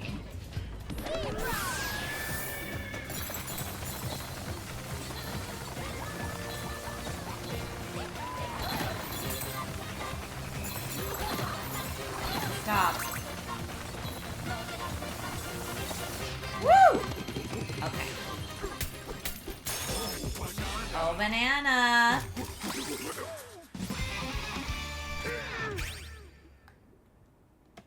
Got it. Kong armor. Prevents flinching when attacked. Oh, that's nice, but I need 3 points for that. Okay, so here's all the ice. Now the ice can all fall down there. I love that for me.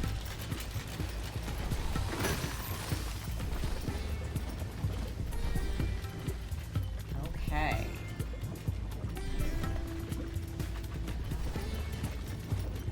This is great.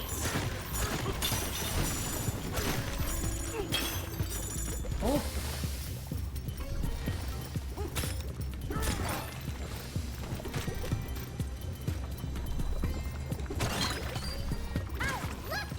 How lucky.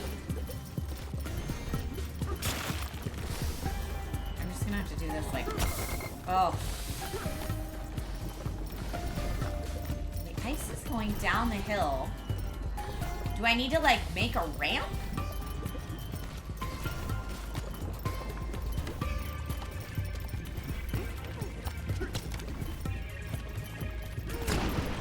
There we go. Let me get this out of these out of the way. So the little ice cubies can come here and do their job. Oh, I see that.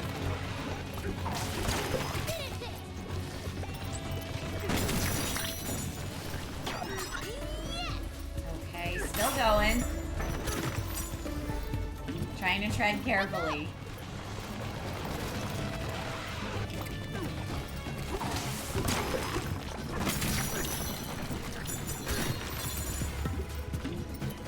This guy just keeps going.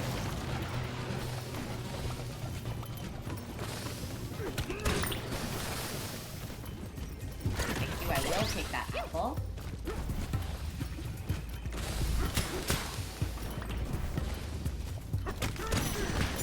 Okay, I want the ice cubes to flow freely.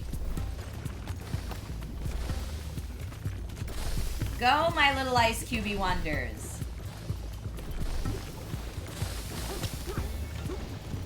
Okay, and here's the save point. Nice. So this is the compressor. It's scorching in there. Be careful.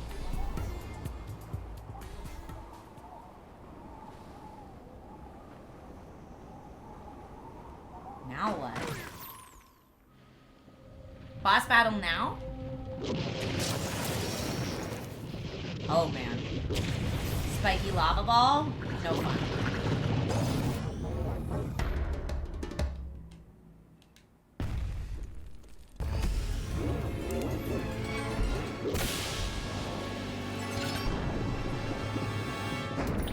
Too hot. We've got to find a way to get at it. Okay. Is there anything I can throw at it that's chilly?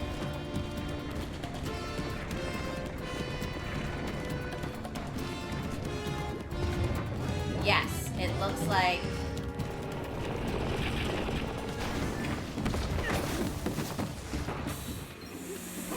It cooled down. Now's our chance. Go after it. Aha. What? Oh, I need a zebra for sure. No, get up there though.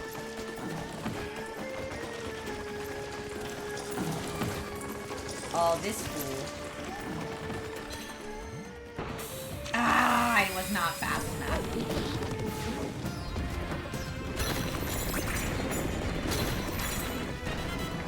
Okay, so do I need to throw snow at him, or do I just need to wait until... Okay, There we go. That worked. Yep.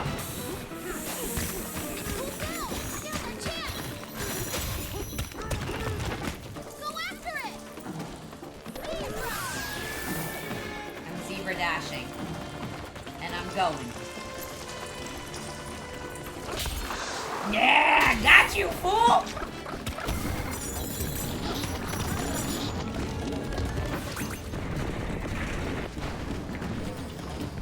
I need to get some distance.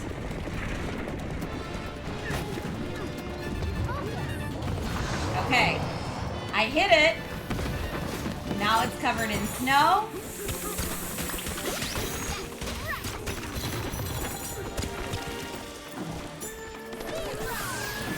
Zebra dash. He's faster now. I still got you. Eat it, you turkey. Don't get stuck in the environment though. Got it. Yes. Although I don't have enough to zebra dash yet. Oh, now I do. Okay, great.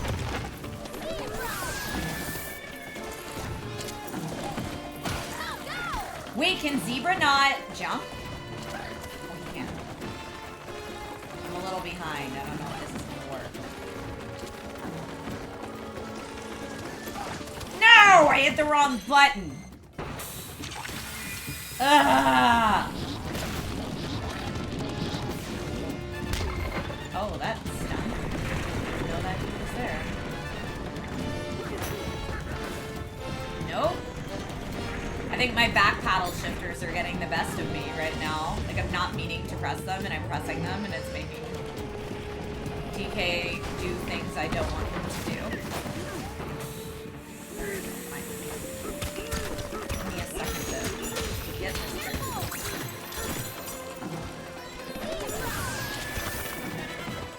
Jump. Don't do anything else. No punching down. It's just jumping. No! Did I get him? I don't know what's happening. Oh, come on! Even with me dashing, there was no way out of that? That's dumb.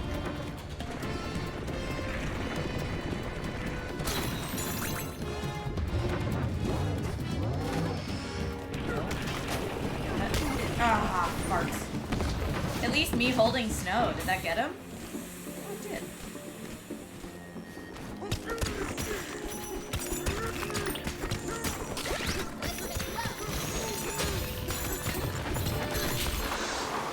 Okay, finally.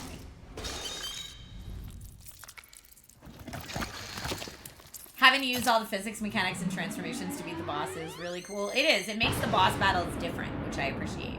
You know how some games the boss battles all feel super repetitive? This isn't one of them.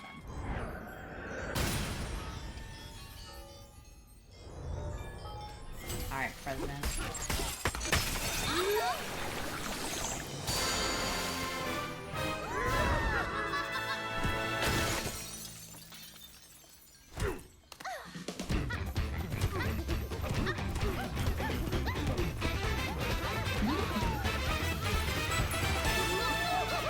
We did it!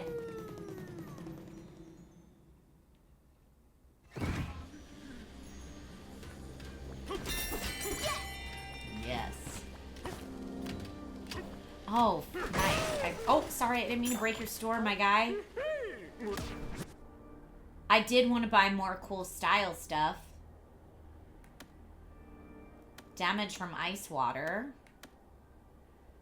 Ooh.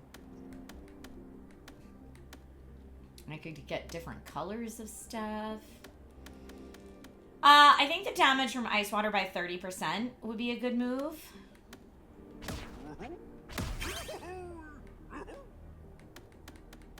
And I can do these other color options for Pauline. But that's it. Let's do... I mean, I really like the pink one. I'm gonna leave it be for right now. Okay. Alrighty, my friends. We did it. I got through the ice cream world, which I've done the world after this too. We backtracked to do the ice cream world because I think I need like so many bananas or something to progress farther. Here. Phew! That place was too cold and too hot. And wow, Poppy put up a good fight. She sure did. But the way you went all bonanza back there, that was awesome. Okay, Planet Core, here we come. Give me the goods.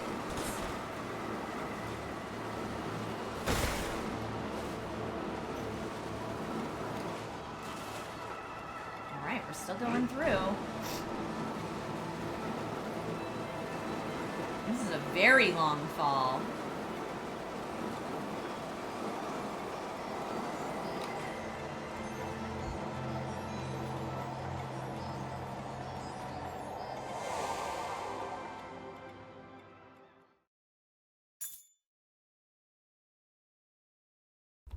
Okay.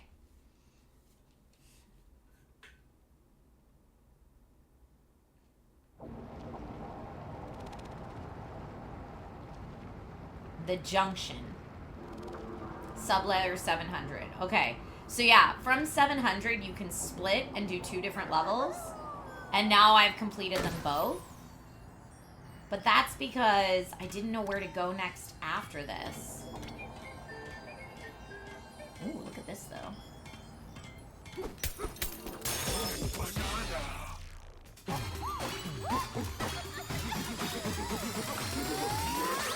Full skill point.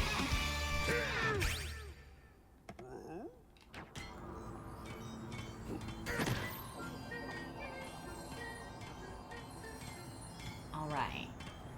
So yeah, this part of this world wasn't filled out before, I don't think. Because I guess you need to complete both parts. Oh, that laser's gonna get me. So yeah, somehow I need to get... Yeah, I wasn't able to be over in this part before. Or maybe I need to get over there. Maybe I can teleport to the other side. I probably can. I probably need to go down to that laser bit. That's super scary.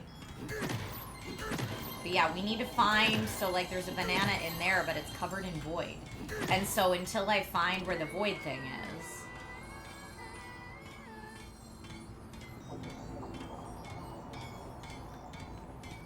Okay. I'm going down here. I'm just going. Here it is. Nice. I don't think that stops the... Yes. I don't think that stops the lasers though, so I gotta keep moving. Oh, I need a 0.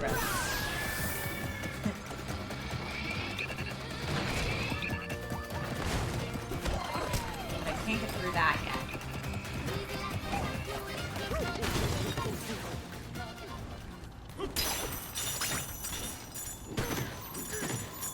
Now I can go down here. Yes, and now I can continue. Watch your step. Oh, banana. Because, yeah, I did that part, that side before. But now I'm doing this side, and we have to go this way.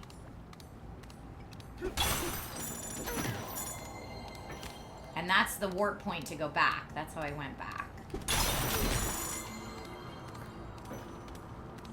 Yeah, there's stuff in there, but how do I get to it? I guess I could buy a little house right now. Yes, please. Time for a break. So this is just a little level 1 house, so it's just a cot. Hey, DK, you awake? Those fractones that got trapped in that unbreakable void stuff. Not able to move. Not able to sing. All those poor things. I can't stop thinking about them.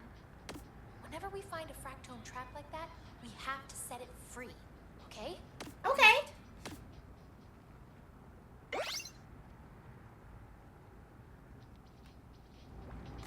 Refreshed and ready to go. Is that void up ahead?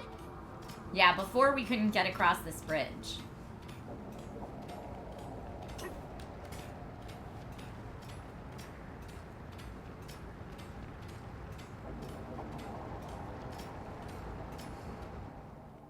Oh, cutscene.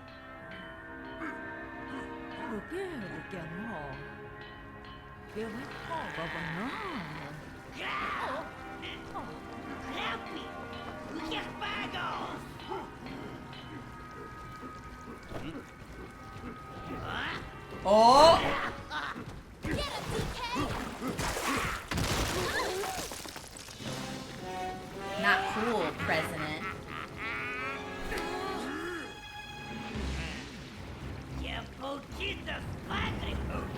I'm busy, I'll deal with you later, he says.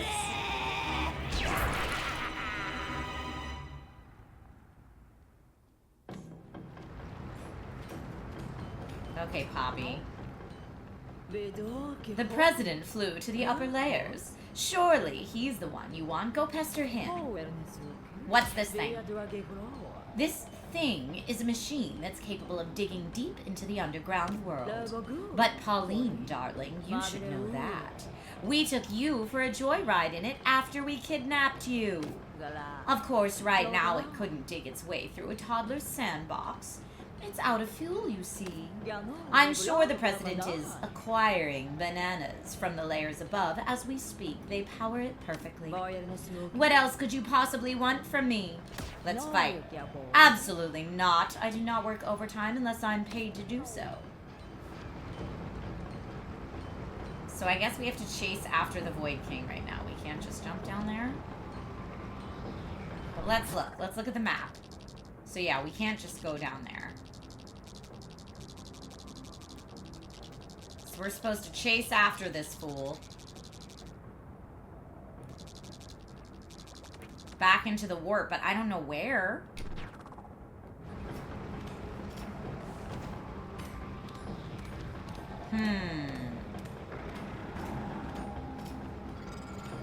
Oh, now we got lasers and this guy. No thanks, sir.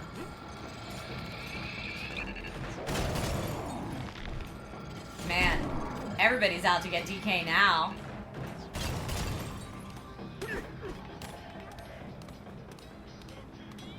Okay, this is where we're supposed to go, I guess. I don't know which level, though.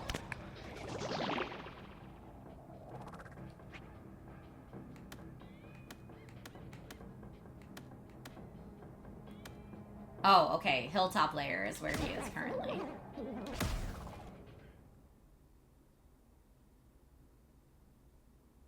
But now I guess we can access more things because we have different powers in the earlier layers. Interesting what she said about kidnapping Pauline, though. Because up until now, Pauline's appearance on our world has been super, super vague. We have no idea what's happening. Very mysterious. Whoa, lots of bananas, though. Excuse me. Give me more. Give me more.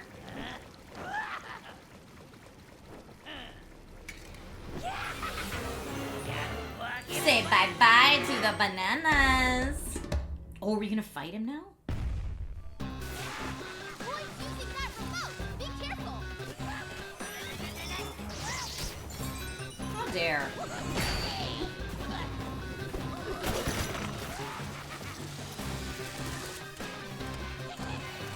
He's up there now.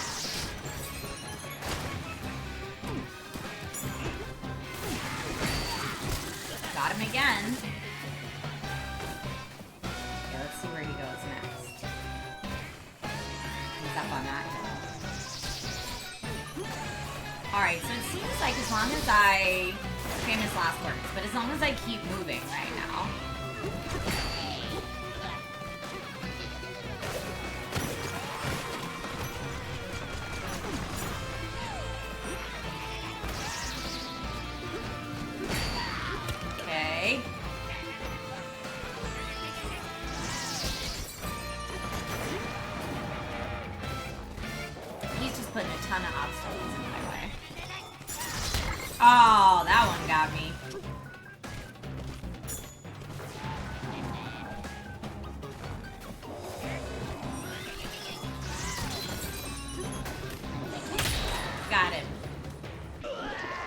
Okay? I got places to pillage. See ya, losers. Boy ran off. We gotta go after him.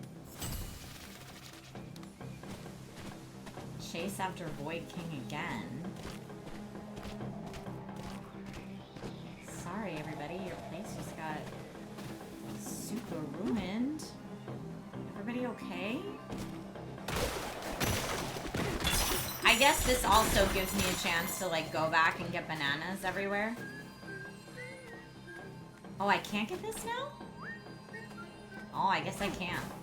I'll have to come back later, though. I want to just explore this map right now, but it doesn't seem like it's letting me do that. Now we're going back to Lagoon Lair. Our very first lair.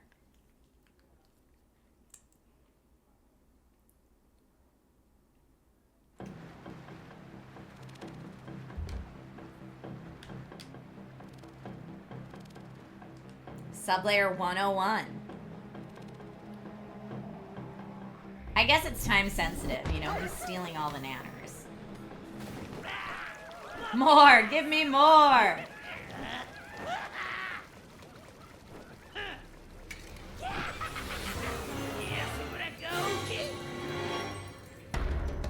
Void King Part 2. Part 2, in fact. Leave this village alone, you bully.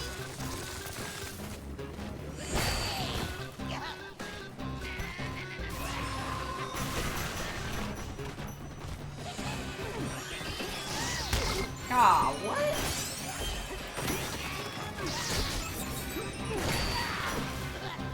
Now where's he going?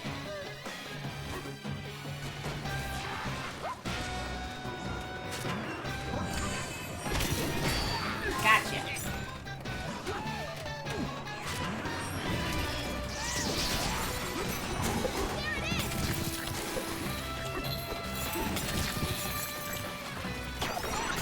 I've got to, like, learn everything we've used. Let's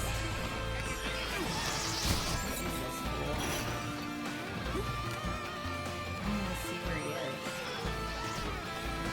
That way. Oh, back there?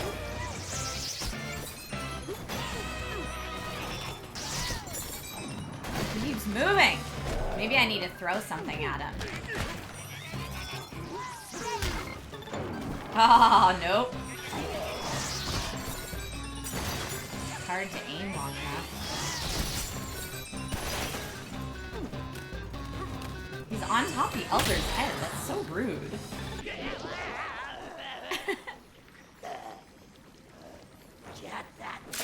Got what I came for. I'm out of here. Boy got away again. We gotta go get him. We do. 'Tis true. Yeah, give me some of this, please. What's this guy got to say? You saved us again. Thanks a bunch. Ho ho, you two turned our choppy waters back to smooth sailing. What a greedy pest. How could he steal an old Kong's snacks like that? Use the warp Kong to chase after him and give him a spanking he won't forget. I mean, we definitely need to do that, but also this is where I have to end the stream for today. So I hope it lets me save mid-boss battle. I don't know. We shall see. But next time I stream will probably be Tuesday for the Gong Show. I gotta go. I'm solo parenting this weekend, so my friend Sarah came over to help out with that, but still, I gotta get little man lunch and all that kind of stuff. So a little shorter stream today on a Sunday stream, but still 4 hours, so not too bad. Thank you everyone so much for joining and helping me make a little more progress in Donkey Kong Bananza. I would say the plot is definitely speeding up at this point in the game, so I'm excited to like keep it going. What's for lunch? I don't know. I think we're gonna go out somewhere. I have to ask Sarah and Logan what their votes are, so we'll see. All right, everyone, whatever you decide to do with the rest of your day, enjoy it. Stay safe, stay healthy, be kind to one another, and I will see you all soon. Join the Discord if you haven't already, and I'll find someone fun to raid in our goodbye screen. Okay, bye.